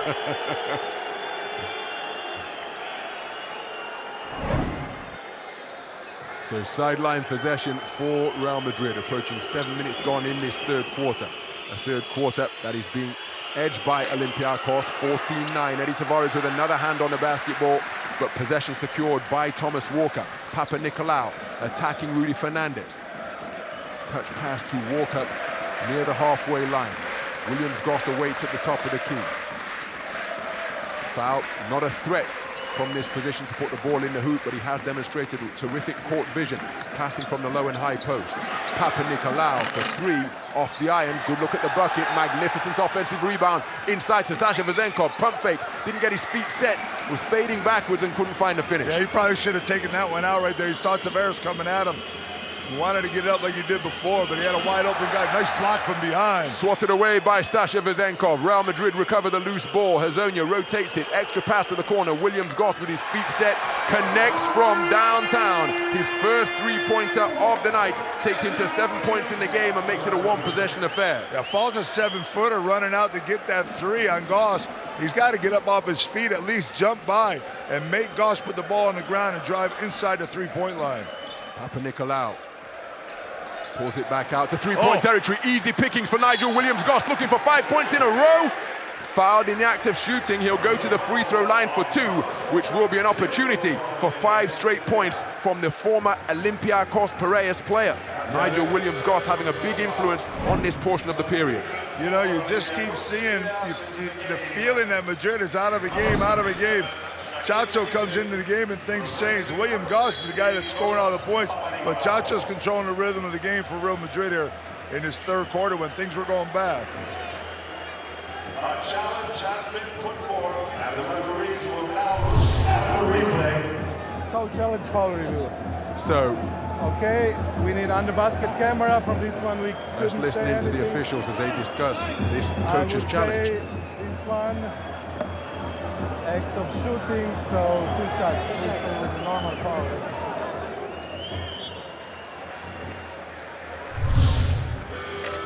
So Chus Mateo inquiring about, well, he believed it should have been an unsportsmanlike foul. He's used his coach's challenge, it's unsuccessful. A regular shooting foul, Nigel Williams-Goss will go to the stripe to shoot 2. I think that was a really good use of the challenge right there. You got to give it a shot. There was a little bit of a push. I didn't think it was an unsportsmanlike foul at all, but it's a good opportunity, a good moment. You got 2 minutes left in this. You got a few more minutes in the fourth quarter to take another challenge. You might as well use it right there while your team is getting right back in the game. They're about to tie things back up after they felt like they've been out of it for the last 5 minutes. So 5 points in a row for Nigel Williams-Goss. He ties things up at 59 points apiece. Just under 2 minutes remaining in the third quarter. Deadlocked in the third quarter at 14 points apiece as they go inside to foul.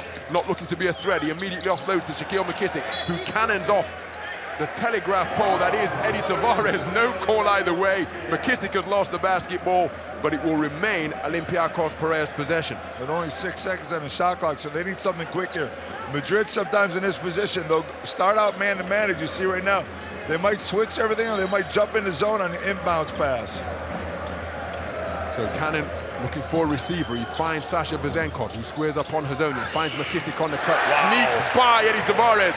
Blazing speed and beautiful body control from Shaquille McKissick. Perfect from 2-point territory. 12 points in the game. His team lead by 2. We saw that so much in the third quarter against Monaco. We haven't seen it yet until that play right there. That ends a run of 5 points without required. The corner 3-pointer from Williams-Goss, who has scored 5 Madrid points in a row, is off the back iron. So Slukas slowing things down. Olympiacos looking to spread the floor. Look at the high line zone being played by Real Madrid. There's plenty of space to attack on the baseline. McKissick, corner 3-pointer.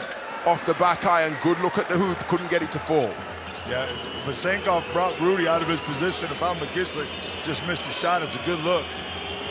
Oh, charge. Rodriguez behind the back to shake off McKissick. Then we've got a traveling violation. Too many steps for El Chacho, and he's saying, as you can see, 1-2, but not according to the officials. Too many steps. I think it's more like 1, 2, 3. Boy. It's so hard for me. I don't know how these referees do it, Ron. I have no idea. The call will stand. And that's a turnover committed by Real Madrid, their 7th of the game, 2 more than the 5 committed by Olympiacos Piraeus. Let's see how quickly Olympiacos will look to get this shot off. See if they get themselves another possession here. Slukas, top of the key, pulls the trigger and lands from mid-range. Kostas Slukas with his first 2-point field goal attempt, and he lands it to give his team a 4-point advantage. They didn't give themselves much time, but right now they're putting some pressure on if they can. See if they can get the ball back a little quicker. Only 3-second differential, and that's a foul right there. Olympiacos going to use these next 2 fouls right here that they have and try to run the clock out. They're not worried about an extra possession right now. The only thing right now in this foul, Ron, is you have to be careful not to give up the 3-pointer and give it on a shot. Everybody on the floor knows that Olympiacos has 1 more foul to give, and you're going to see them try to go for the 3-pointer as soon as they start dribbling. So Slukas hedging up on Nigel Williams-Goss. Nigel Williams-Goss using the screen from Tavares. Fernandez for 3. Doesn't get the roll, my goodness. It danced on the rim for what seemed like an eternity. but it wouldn't fall. Rudy Fernandez remains 0 from downtown from where he's now 0 of 3, but that was a terrific look at the bucket. With 1 quarter remaining here at the Jalguero Arena, it's Olympiacos Piraeus 63, Real Madrid 59.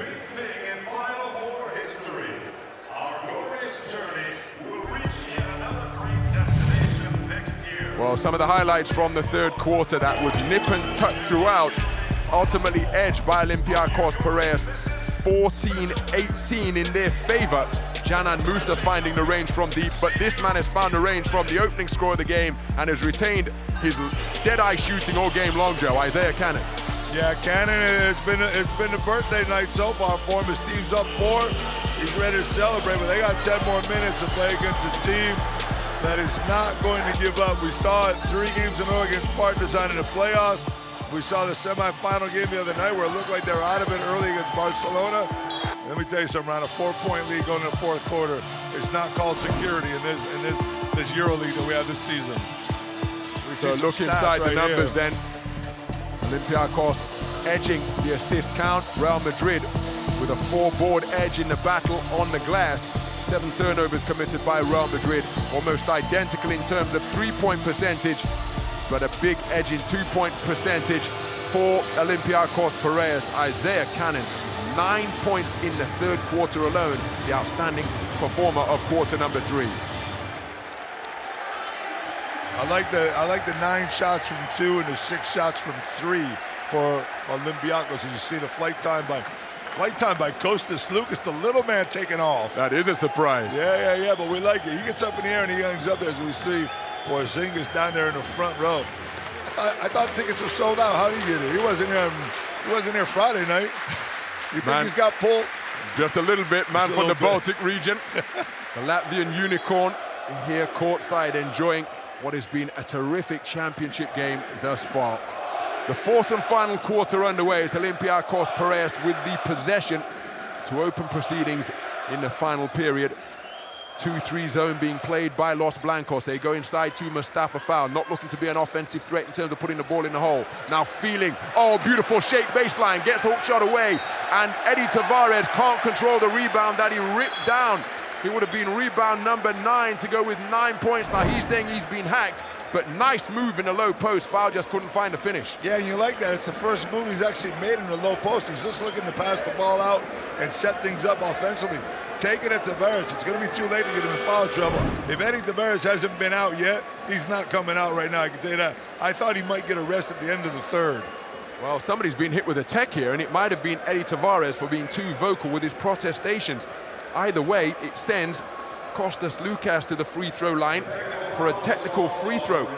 You remember Eddie had a warning in that first foul, and an offensive foul on the pick. So with that warning, referees they don't tend to forget about the warnings, do they? Elephantine memories in that regard, but that is a surprise. Kostas Lukas, the 6th most accurate. I was called on the bench. I must have been on Chus Mateo or somebody from the bench. And no coach likes when an assistant jumps up off the bench and gets that bench tech. So Kostas Lukas, the 6th most accurate free throw shooter in the competition at 92%, misses the technical free throw. Shaquille McKissick for 3 off the front rim. Rebound number 9 secured by Walter Eddie Tavares to go with his 9 points. There's the 5 on the floor for Los Blancos. Man, Olympiacos had 3 great looks at the basket right there. Unfortunate to miss that 3 by McKissick.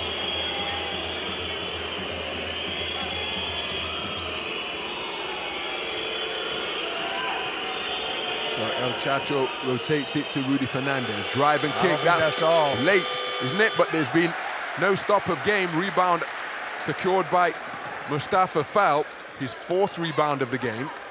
As we see the 5 on the floor for the Reds. Foul setting screens at the top of the key. He now rolls down the lane. Lukas keeps it alive. No look dish, and the finish through the crowd. Off the window. Sasha Vezenkov moves to 22 points in the game on an almost impeccable 9 of 13 shooting from 2. What a catch, what a finish on that alley-oop from Eddie Tavares.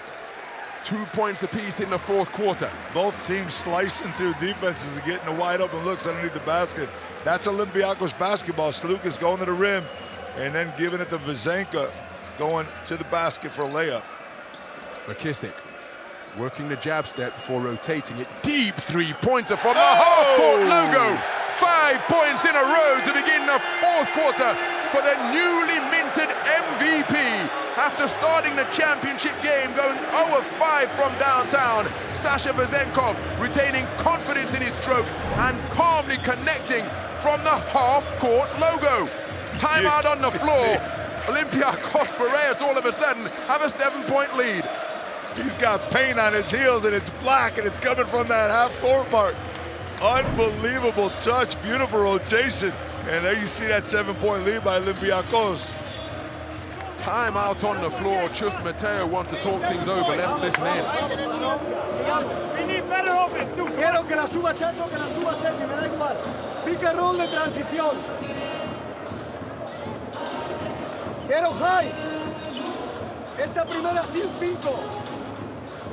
Sin 5. Vale, ponerse la espalda sin 5, la primera. Vale, tú que estás workout conmigo. Lo pones tú. No, lo pone Fabián. Tu ciego.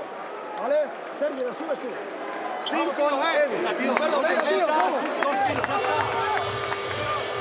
Well, look at that backcourt pairing, Joe. Top 2 spots belong to Los Blancos players. El Chacho with 7 assists has overtaken Sergio Llull in the assist department. Did you happen to see who was number 3? Costas Lucas is sitting at number 3. That's the type of quality we've got on court. No need to talk about lack of experience out here on this floor, do we? Absolutely. Costas Lucas with his 2 assists, overtaking Theo Papaloukas in the all-time assist list in the Final Four era since 2002 as Fabian Cozer connects on another 3-pointer. Fabian Cozer with terrific cameos. Just got called into the game in that timeout, almost accidentally, and comes out, runs the play perfectly, and gets the 3. So 4 points, the advantage for Olympiacos as McKissick with a little bit of daylight on the baseline, takes it instead to the middle, drives, and gets the line drive, sky hook to go. Shaquille McKissick, 14 points in the game, perfect from 2-point territory. His team up by 2 scores, they're up by 6. You can't defend that any better, Ron. I mean, he went through the middle lane, well defended, pushed away from the hoop, and line drives it in. Tavares one-on-one with Mustafa Fall. They don't want to help again, though. One-on-one down low. Oh, count the best, no. I thought it was an and one, but it's a traveling violation committed by Eddie Tavares.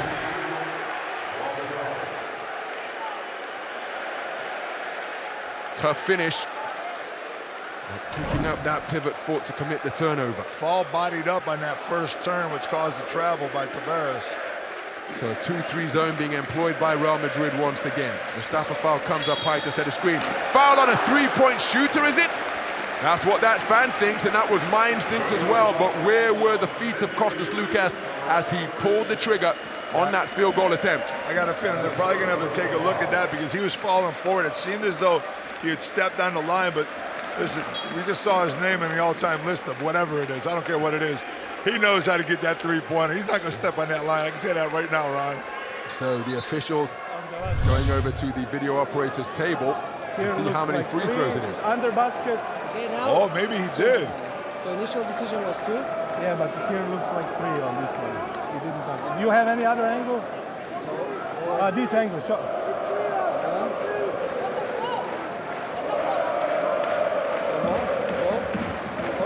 So go back. You see? He touched it. How good are your eyes, Joe? Not good enough to see from behind because... It's on the line, isn't it? It is indeed. 2 free throws to come for Costas Lucas. Little Kevin Durant right there back in the Brooklyn days, wasn't it? I forgot who that playoff was against where he stepped Milwaukee. in the line. Yeah. So Costas Lucas missed the technical free throw. You're kidding me. Costas missing foul shots. Nobody can believe it. So 0 of 2, both of the misses coming in this fourth quarter.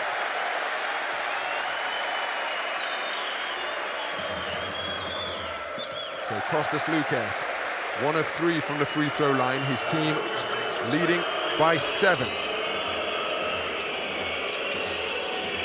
It's Kozur down to the dots, pump faking on Mustafa foul, kicks it out to Hazonia. One-on-one with Vezenkov, crosses him up, draws the foul on Vezenkov, who was just frozen momentarily by that hesitation dribble. Yeah, I'm wondering where Chacho is right now. Chacho with a little under 7 minutes to go. You got to bring. Oh, he's out there right now. Sorry, I didn't see him out there. Yeah, he's got to get the ball in his hands. He's got to control the offense more. Kozur's a good spot-up shooter, but he doesn't want to run the offense off of him. Kozur handling against McKissick. Mustafa foul comes out to help. Kozur uses his dribble. Now it's Chacho one-on-one with Walker. Walker beaten on the dribble. Chacho kicks it back out. Kozur for three, and he connects, stringing it sweetly for his second consecutive three-pointer. What a game Fabian Kozur is having. 3 of 4 from downtown. 11 points in the contest. Now you know why I call him the sexy Frenchman, right, Ron? He does it all the time in the Final Four in the big games. Absolutely amazing. So 4 points to deficit. Real Madrid's last 6 points have come from three-point territory. And Sasha Vezenkov answers after starting 0 of 5 from downtown. He has drilled 2 3-pointers in this period to move to 28 points in the game. Oh, that's a tough bucket from El Chacho, hanging in the air, absorbing the contact, and off the double clutch, making the basket before being drilled to the deck. Watch the move, keeping Lucas right behind him, and he actually steps backwards, knowing that his defender. Watch him here. You see that going backwards, going to get that contact. And Chacho puts it up, knew he couldn't get it to Tavares, so he decides to go up and gets the N1 right there. Sergio Rodriguez completes the three-point play in the presence of the king of the boards, Felipe Reyes, the Real Madrid legend. It's a 2-score game with just over 4 minutes gone in the final period. McKissick attacked the baseline. Hazonia moved his feet well. Slukas jumps the pass, getting his feet set off the front iron. Shaquille McKissick, tough rebound, Fabian Kozur. Probably should have shot that first one when he had the rhythm. Kicks to the perimeter, Kozur looking for another. This one's off the back iron. Eddie Tavares fighting for the board. What a hustle play from Costas Lucas, saving it into the hands of Shaquille McKissick. Fantastic effort by the Olympiacos co-captain. We've got a whistle away from the basketball. Yeah, Kozur got a little contact with Walkup in the eye as he came out to try to strip that ball. It's a good foul, though, because that would have been an easy basket, I think. As that ball gets down to the baseline, you see it come in right there and scrape him across the face. But Kozur would love to have that other three back, man. He had it wide open and a rhythm shot also.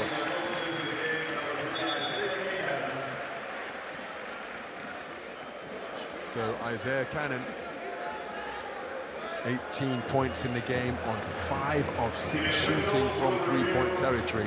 And we're going to have a review of the foul. Let's listen in.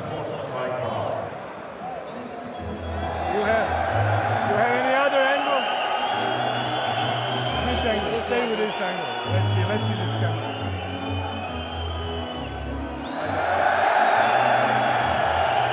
Yeah, I mean, it's a shot to the face, Ron. I mean, it's unintentional. He's going for the ball. I mean, just the face gets in the way right there, and you see Kozur's intention to, you know, as soon as he hits him, he's apologizing. That usually doesn't prevent an unsportsmanlike, but it does sell it a little bit better anyways. And you see our CEO right there, Marshall Glickman, enjoying another Final Four. His first as the boss, though. Absolutely. Riveting final to this point. 4 points the advantage for Olympiacos. As Lucas drives, gets by Eddie Tavares, comes out of the other side of the lane. Isaiah Cannon hangs. What an offensive rebound, Sasha Vezenkov. Walker passes up the three. One dribble off the iron. Vezenkov racing after it once again, and I think he's committed a foul as he bowls over Fabian Kozur. Boy, Walkup really needed that one right there. I thought that was going to be the one that was going to set him off. He's just not able to knock down that three here in the playoffs or in the finals or semifinals. It's been a tough road offensively for Walkup, but you know how much he gives to his team defensively. Yep. 0 of 4 from downtown in the final. Thomas Walkup distributed 5 assists though. has the man who is the 4th leading assist maker with the shot off the back iron. Sasha Vezenkov has just garnered rebound number 9. 1 board shy of a magnificent double-double to go with his game-high 28 points. We're approaching crunch time here in the final quarter. Olympiacos with a 4-point advantage as Walkup dribbles by Eddie Tavares, kicks to the corner, poked away by El Chacho. What a takeaway! 2-on-2 opportunity. El Chacho keeps it himself and has come up empty because he couldn't get the shot away, couldn't offload, and I think the ball cannoned off his chest and will hand possession back to Olympiacos. Watch Walkup. You talk about hustle plays. You talk about plays that make difference in games. It's a 4-point game. Walkup turned that ball over and ran all the way back to make sure Chacho couldn't get a good shot at Duke and didn't commit a foul. So Walkup using the screen from the staff of foul. Vezenkov. They're going to give Walkup that shot. They're going to give it to him all day long. Remains stone cold from the field. As Hazonia cradles the basketball, hangs in the air off the underside of the hoop. He's saying, where's my foul? The official's not interested. Yeah, he cradled the ball and he left his left hand out to push the defender away, and he couldn't get his hands back in time, and he shot that falling backwards. That's the reason why that falls short. It's Lucas beneath the free throw line. Isaiah Cannon deep into the shot clock, shakes off El Chacho into the lane, gets the shot away, and will go to the free throw line for 2. And you bail him out with 1/10 of a second wow. left on the 24-second shot clock. No one's going to like that call. Let's get a look at that from behind. That's a second foul by Yui. I think that was the second one by Yui from behind. He got Cannon before. Remember the push in the back. Now, this one they call on Chacho.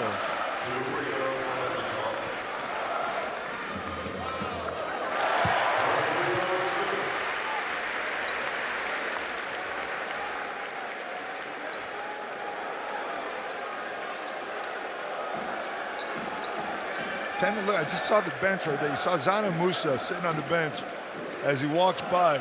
Musa got those couple threes, looked good. I know Coceres had some good minutes here, but you're wondering if another missed foul shot by Olympiacos.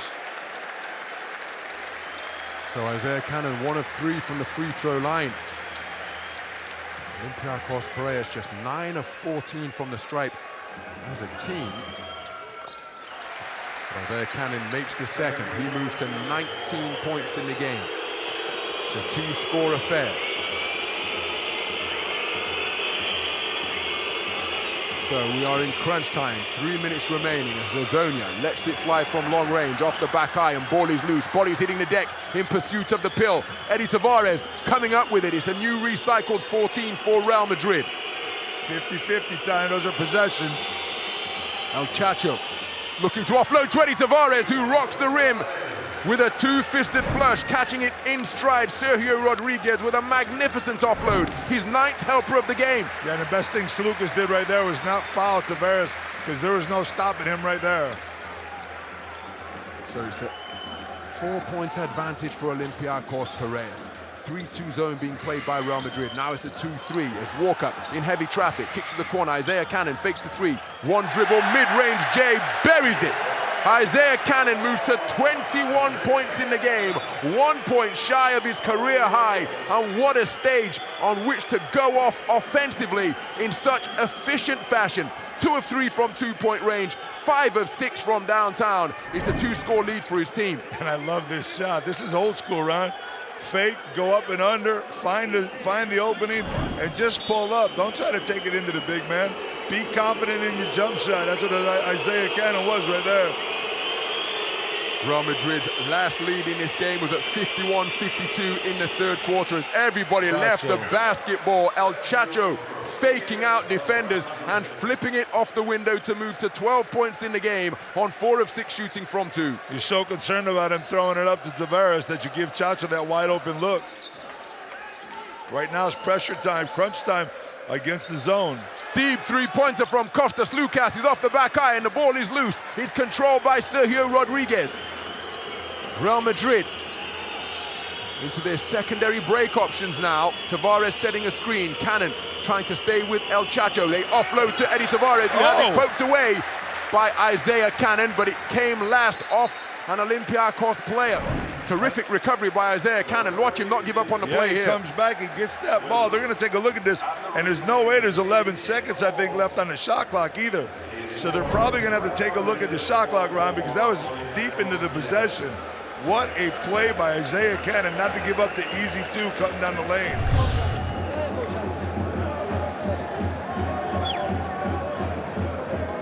So it seemed to me that was deeper in the shot clock. You're going to see 12 up there, but it's red ball. Coach Bart Zokas launching his challenge. Watch the right leg of Eddie Tavares. Does it come off his lower body? For me, I mean, what I see, okay, the rotation is like this. It never looks like Cannon even touches it. Stop with the elbow. No, I don't think so. But okay, if you... Go. So the image that you're seeing on the screen is being projected on the Jumbotron here at the Žalgiris Arena. Let's hear the verdict. And it is Olympiacos Piraeus basketball. Isaiah Cannon with a crucial play to regain possession for his team with 1 minute and 28 seconds remaining. This is about as big of a possession as you can get for Olympiacos. When you get an open shot, you want to take it, but you also want to take as much time off the clock as you can. Isaiah Cannon orchestrating the half-court offense. Slukas rotates to Vezenkov. Walk up with his head up, looking for options. He thought about it. He most certainly did. Didn't let it fly, though. As walk up, drives baseline, buffeted by Fabian Cozer. Real Madrid still with fouls to give. It's a 14, recycled 14 for Olympiacos on the out-of-bounds possession. That's a great foul because Vezenkov was cutting down that middle lane. He was slicing and dicing. He was ready to score an easy two right there as Walkup gets to the basket. You got to give Walkup room. He's not going to shoot it right now. There's no way in the last minute. Isaiah Cannon, defended by Yui. Cannon, flat pass to Thomas Walkup. Doesn't look at the bucket. No. Deep three from Sasha Vezenkov. Off the iron. Rebound, Mario Hezonja. Not a great possession, either one of the two for Olympiacos. Now they have to rely on their defense. Rodriguez pulls up for three and cans it. Sergio Rodriguez rattles home a three-pointer to bring his team back to within one. Sergio Rodriguez 2 of 5 from downtown, and no bucket bigger than that. Inside the final minute, this game on a knife edge. Slukas to the free throw line. Walk up, gives it back to Slukas. Kicks it to foul. Floater from the high post, clangs off the back iron. Rebound, Eddie Tavares. Shot clock has been turned off. You're kidding me, Ron. Here this we has go. come down to a final possession. And who better has a foul to give to handle the basketball? Rodriguez, we've got a whistle on the play, but it's barely audible in this cacophony. Yeah, they had that foul to give. They had to give it as quick as they possibly can. Walkup smartly gets that foul right now. Oh, man. This is where you get paid the big bucks. If you choose Mateo, you got to set something up, and your team's got to go out and execute. With 12 seconds left, you're down one. It's money time. We saw this last year against Efes. They gave up a bunch of possessions at the end of the game, didn't get the ball in their hands. This time they have the ball in their hands. Let's see what they can do with it.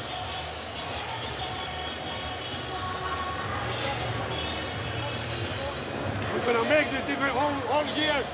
We defend well. We're going to play this defense now. Listen, we're going to play blue. Okay?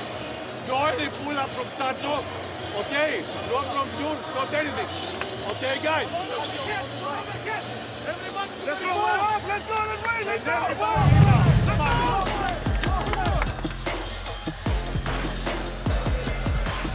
Well, the 7 days magic moment sees action from the fourth quarter as Sasha Vezenkov hits a three-pointer from the half-court logo for the first half of what is a two-part 7 days magic moment. So therefore, moments. That was the one from Sasha Vezenkov.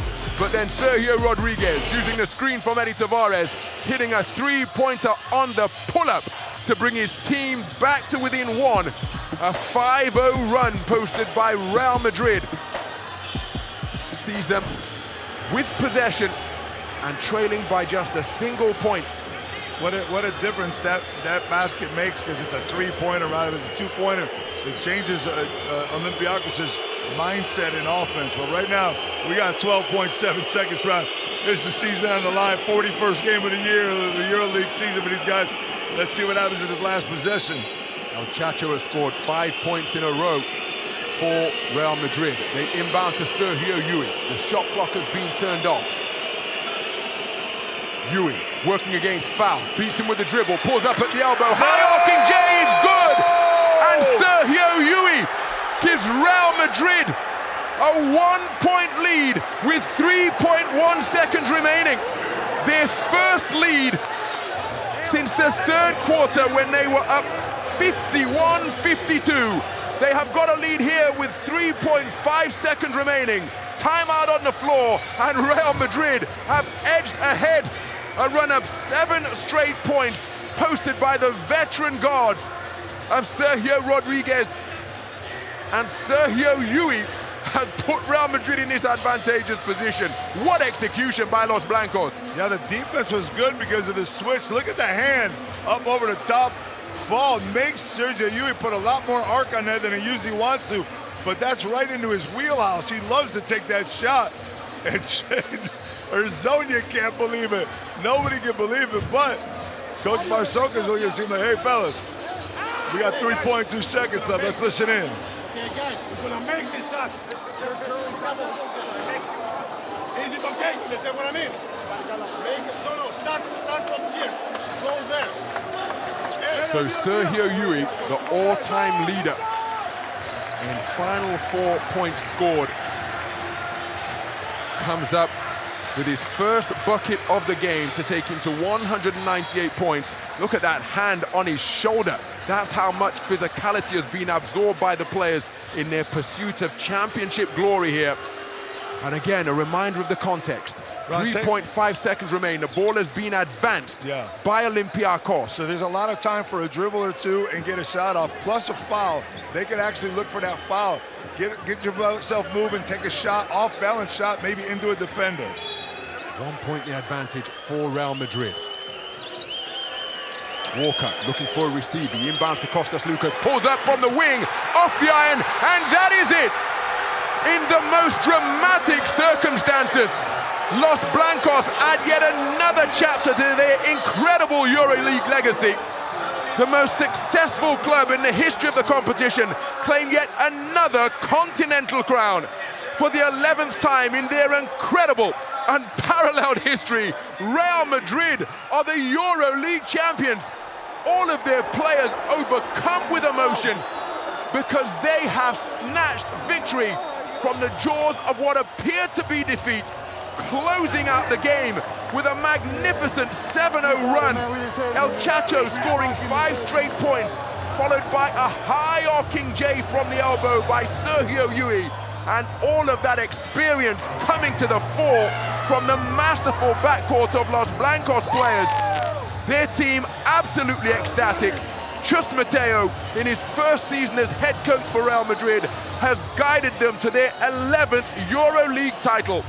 Bitter disappointment for Olympiacos Piraeus, but the winners and champions for the 11th time in their history are Real Madrid.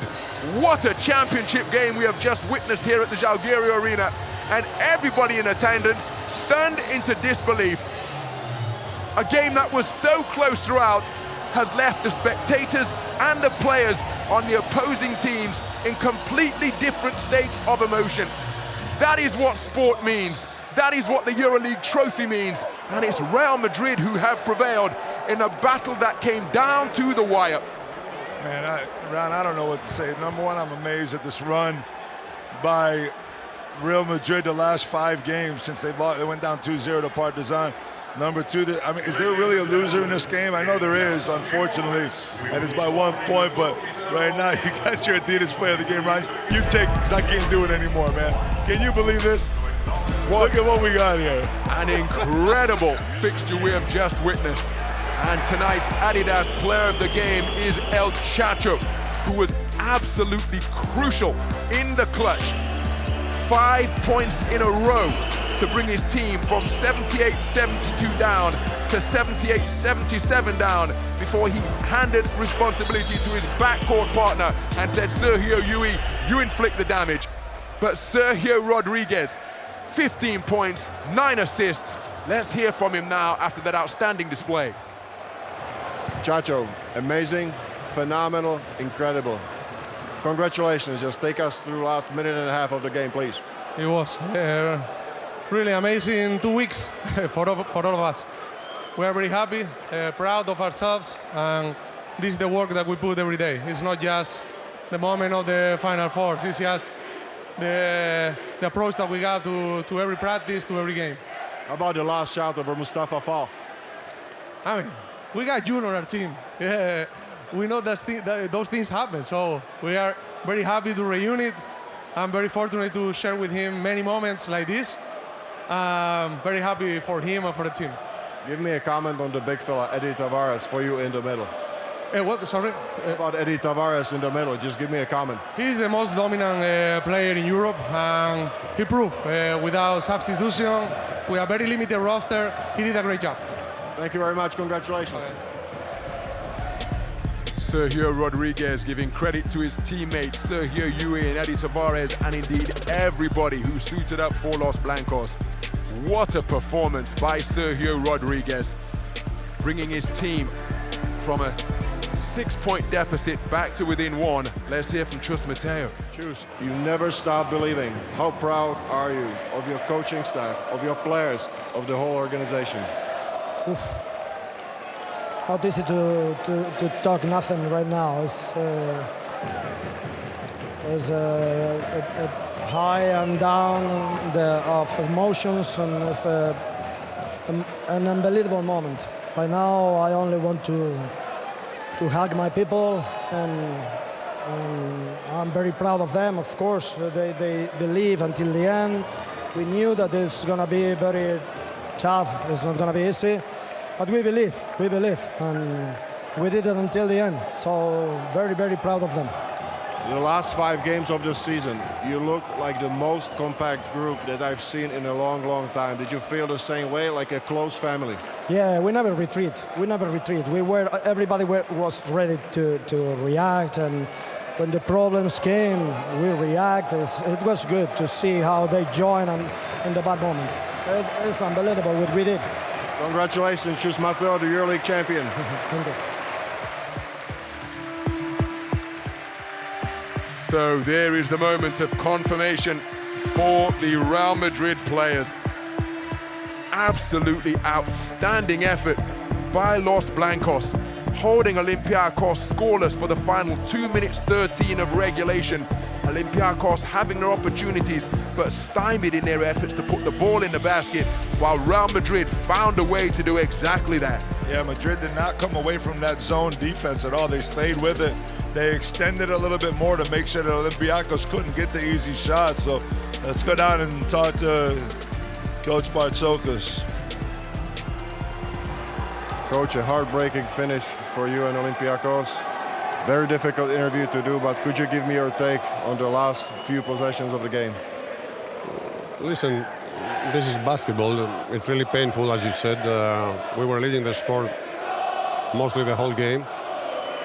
We controlled the pace of the game, but we missed 2 or 3 free throws at the end, which was crucial. And of course, this crazy buzzer beater of Llull, plus the previous one of Chacho, a difficult shot. Some, I can say, luck decided for the game, and which is really painful for us. Thank you very much, Coach. Thank you. Well, Coach Bartzokas with a really gracious post-game interview there. He must be bitterly disappointed. So too his players. They gave absolutely everything in pursuit of victory, but the veteran crew of Real Madrid kept themselves in contention and executed magnificently in crunch time at both ends of the floor. Yeah, they controlled the game, the second half of that game, until the last 20 seconds, essentially. It was just so, I mean, if you're an Olympiacos fan, it's so hard to watch because that was your game the whole way. And somehow or another, as Madrid has done in the last 5 games of this EuroLeague season, they stole it away from the other team, and it's a justifiable win. There's nothing you can say about it. They figured out how to play with their main players, and they came up huge in the most pivotal moments. The guys that Sergio Llull wasn't even getting any run a few months ago. You see the fans right there. Sergio Rodriguez averaged 3 points a game coming into these 5 games. Amazing comeback.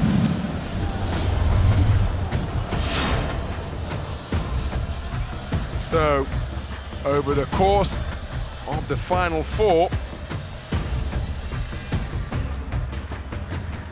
Real Madrid's longest flight time comes from Rudy Fernandez.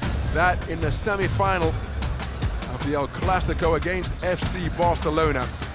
But again, he a key contributor across the entire weekend, Joe, coming up with deflections, steals, grabbing loose balls, giving his team extra possessions, epitomized by that flight time play of the weekend for Real Madrid. Yeah, it's all the intangibles that he does. I mean, it's just amazing. He comes with the loose balls, the 50-50 balls, the rebounds, everything. Let's listen in to the presentation. Let's begin with our ceremony. First of all, the award to the 2022-23 Turkish Airlines EuroLeague runner-up, Olympiacos Piraeus. Presenting the award to the team captain, Kostas Papanikolaou, is Mr. Visvaldas Matioshaitis, the mayor of Kaunas. So there is the mayor of Kaunas, Visvaldas Matioshaitis, part of the presentation party for the runners-up. Captain Kostas Papanikolaou bitterly disappointed to receive that second place trophy. But as his coach said, this is the game, as well as ladies and gentlemen, please give a round of applause inspiring for ecstasy. European basketball team. Cut hearts out as well. Bitter disappointment for Olympiacos Piraeus and their captain. So, and look at the contrast among the Real Madrid players. So, Rafet Fatih Ozgur, ladies and gentlemen, it's time to find out who Turkish Airlines Senior Vice President, will present the MVP trophy of this EuroLeague Final Four. Ladies and gentlemen, the MVP of the 2023 Turkish Airlines EuroLeague Final Four is Walter Tavares, number 22. So Walter Eddie Tavares is the 2023 Turkish Airlines EuroLeague Final Four MVP, and how richly deserved it is. The man who was crowned Defensive Player of the Year for the 3rd time in the Turkish Airlines EuroLeague, receiving that Final Four MVP trophy for his magnificent efforts across the semi-final and the final here in the championship game. Another double-double. 13 points and 10 rebounds, 3 of them at the offensive end. And not only does he receive the Final Four MVP trophy, he's got the small matter of 1 million miles from Turkish Airlines. That's going to be a few trips home to Cabo Verde for he and his family for the next few years. Yeah, that should last for a few years at least. He doesn't have that much time to travel between playing for Cabo Verde and Madrid. There's not that much time to go back and forth, but I'm sure his wife and her family and the rest of the family will take care of those miles. Are Mr. Visvaldas Matioshaitis, the mayor of Kaunas, So the players stepping up to receive their much prized miniature EuroLeague trophies. Mr. Marshall Glickman, EuroLeague CEO, alongside Visvaldas Matioshaitis, the mayor of Kaunas, Dejan Badaroga, the EuroLeague president, handing out the championship hardware to the newly crowned kings of the continent. You know, Ron, we saw Fabian Coser walking through with his daughter. I'm pretty close with him, Valentina. And not too many people know that his poor wife, who's pregnant for another baby coming up, has spent the last 3 days getting sick nonstop since she's been here. Spent today she was put into the hospital for a little bit. So Fabian Coser has had to deal with that throughout these last couple days. You see him right there with Valentina. And that's not easy to deal with. You know, your wife's sick in another country, going to the hospital, and I hope Lucia's feeling a little bit better. I think they're gonna be having a good time on the flight on the way back, so we don't want her throwing up, do we? Roller coaster of emotions experienced by these championship-winning athletes. Fabianco's burst into tears of joy as the final buzzer sounded. Magnificent performance he produced in the final. 3 of 5 from downtown to put 11 points on the board in just 18 minutes. And the 3-pointers, when he canned them, Joe, they came at a crucial juncture of the game as well. As his team was letting go, as they were going away and Olympiacos was taking over, he came in and canned 2 threes and made a couple defensive plays too. And what a difference he made again in the Final Four.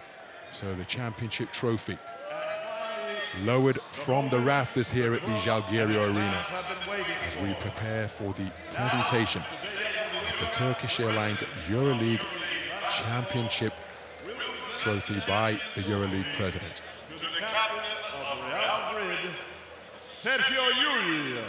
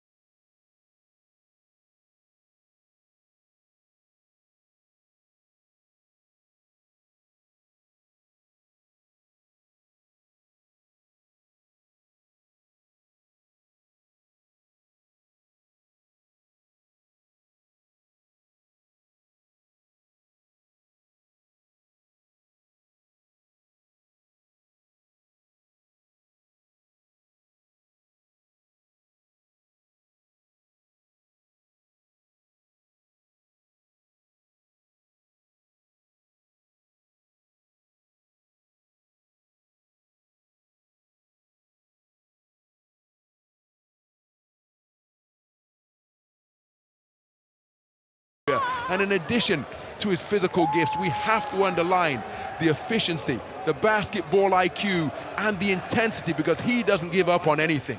No, this guy's absolutely amazing. Let's go talk to him right now because he deserves every minute of this. Eddie, congratulations on the 11th title for the club, but last 3 weeks were just unbelievable for the club. You stayed together as a true unit, and you had to stay on the floor for Real Madrid to win. Congratulations. Thank you. It was super hard because they've been a great team, most consistent team through the season. The best on offense, the best on defense. It was tough, but I think the only thing to keep us on the game is just believe in us, believe, and then when they show us the gate, we take it. That's why we win the game. How difficult was it today for you? Because you had different looks. You had Mustafa, you had Tariq Black, and just different type of athletes and defenders. I just love defend the great players, the great athletes. So for me, it's always good to have a new challenge. I know Mustafa Foley is a great player. It's tough to move, so I did my best, and my teammate helped me too. How did you see the last play? The last play, I see like the ball is in the air. I think with the lights, the ball disappears. So I just trying to be close to get a rebound. Okay, congratulations. Enjoy. Thank you. Well, no rebound was necessary because Sergio Llull tickled the twine with a high arcing parabola on his jump shot over the outstretched arm of Mustafa Fall. And now the cord-cutting ceremony concluded by Rudy Fernandez. Chus Mateo clutching that highly prized miniature as well. Wonderful moments earned by Los Blancos. Let's hear from the man who hit the game-winning shot. Here's Sergio Llull. Sergio, congratulations, the master of last-second shots, the buzzer beaters. Please tell us about the last shot. Thank you. It was amazing. The coach and my teammates just believe in me for that kind of shots, and I'm really happy to help the team to win. And how did you see it? How difficult it was to go over Mustafa Fall? I mean, he's 2 meters 20. How difficult was the shot? It was difficult. I just tried to go to my right and stop in the middle to take a jumper, and just I throw it up and it goes in. If I miss, probably Eddie will take the rebound. So happy for us and really proud of the team. So that was the short version of Mandarina? Yeah, maybe. Okay, enjoy. Congratulations. Thank you. Sergio Llull reaching into his bag. And there Joe Fabian Kozur with his family. She looks good right now. I don't know, they've been lying to me this week or not. There he is trying to put little Maldita into the cup. Sergio Llull reaching into his bag, and he said that if the shot missed, Eddie Tavares would rebound, so he filled with confidence. Let's hear from Fabian Kozur. Fabi, congratulations. Thank you. I have seen you play your best basketball always at the Final Fours. Should I start calling you the big game Fabi? Oh, you can, of course, yeah. So, how do you do that? I mean, you just always turn it on here at the Final Four. Please share some thoughts with us. I'm a guy with a lot of heart, you know. I always give everything. Sometimes it falls in, sometimes no, you know. But in big games, really, like I'm trying to play 1,000%, you know. You have to. That's why we play. That's why we want to play these games, you know. I don't know if I will come back to the Final Four soon, you know. I'm 36 years old, so I couldn't let it go. And how did you see Olympiacos? I mean, what was, you think, the most important thing here today?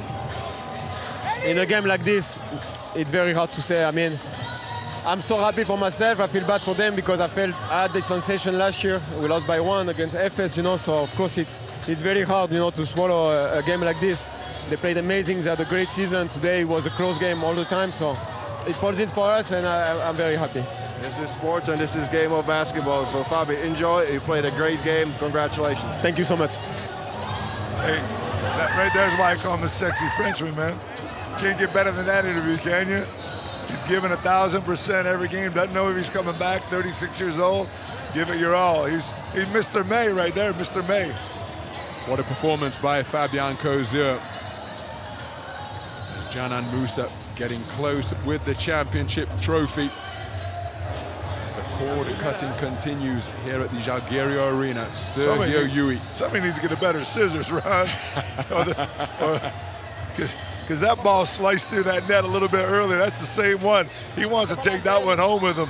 He said that if he missed that, Eddie Tavares was down there ready for the rebound, but he knew that was going in. Terrific shot making from Sergio Llull, the all-time leader in Final Four scoring since 2002. His only bucket of the game coming for the final score of Real Madrid, which gave them a 1-point lead. Remember, he scored 5 points in the end of that game 5 also on an out-of-bounds three-pointer that he hit, which was a huge play to give them almost that win against Partizan. So he's Mr. Clutch, last one coming. And look at that for a shot. The contingent of Real Madrid fans who only occupied a small corner of this magnificent Jalgirio Arena. They were drowned out in the decibel level by the raucous Olympiacos supporters practically all game long. but the final denouement, delivered in dramatic fashion by Sergio Llull, means it's they who remain and they who are celebrating into the night here.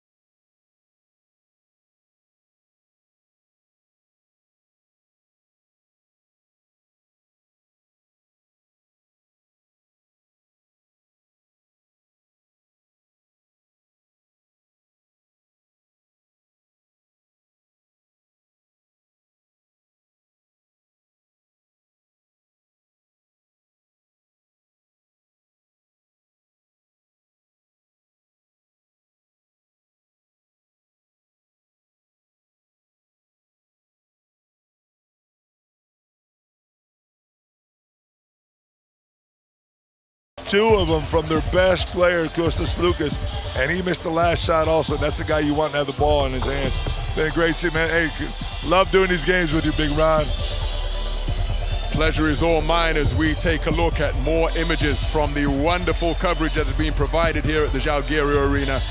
Sergio Llull and Rudy Fernandez hoisting the EuroLeague trophy aloft once again. All of the champions celebrating with their miniatures, and this is a moment that they will cherish forever.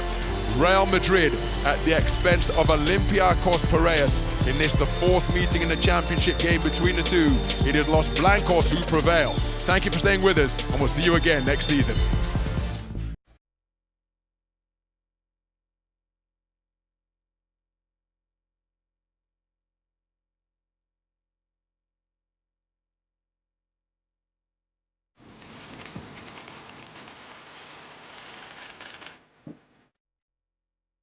Chào khán giả Hồng Kông.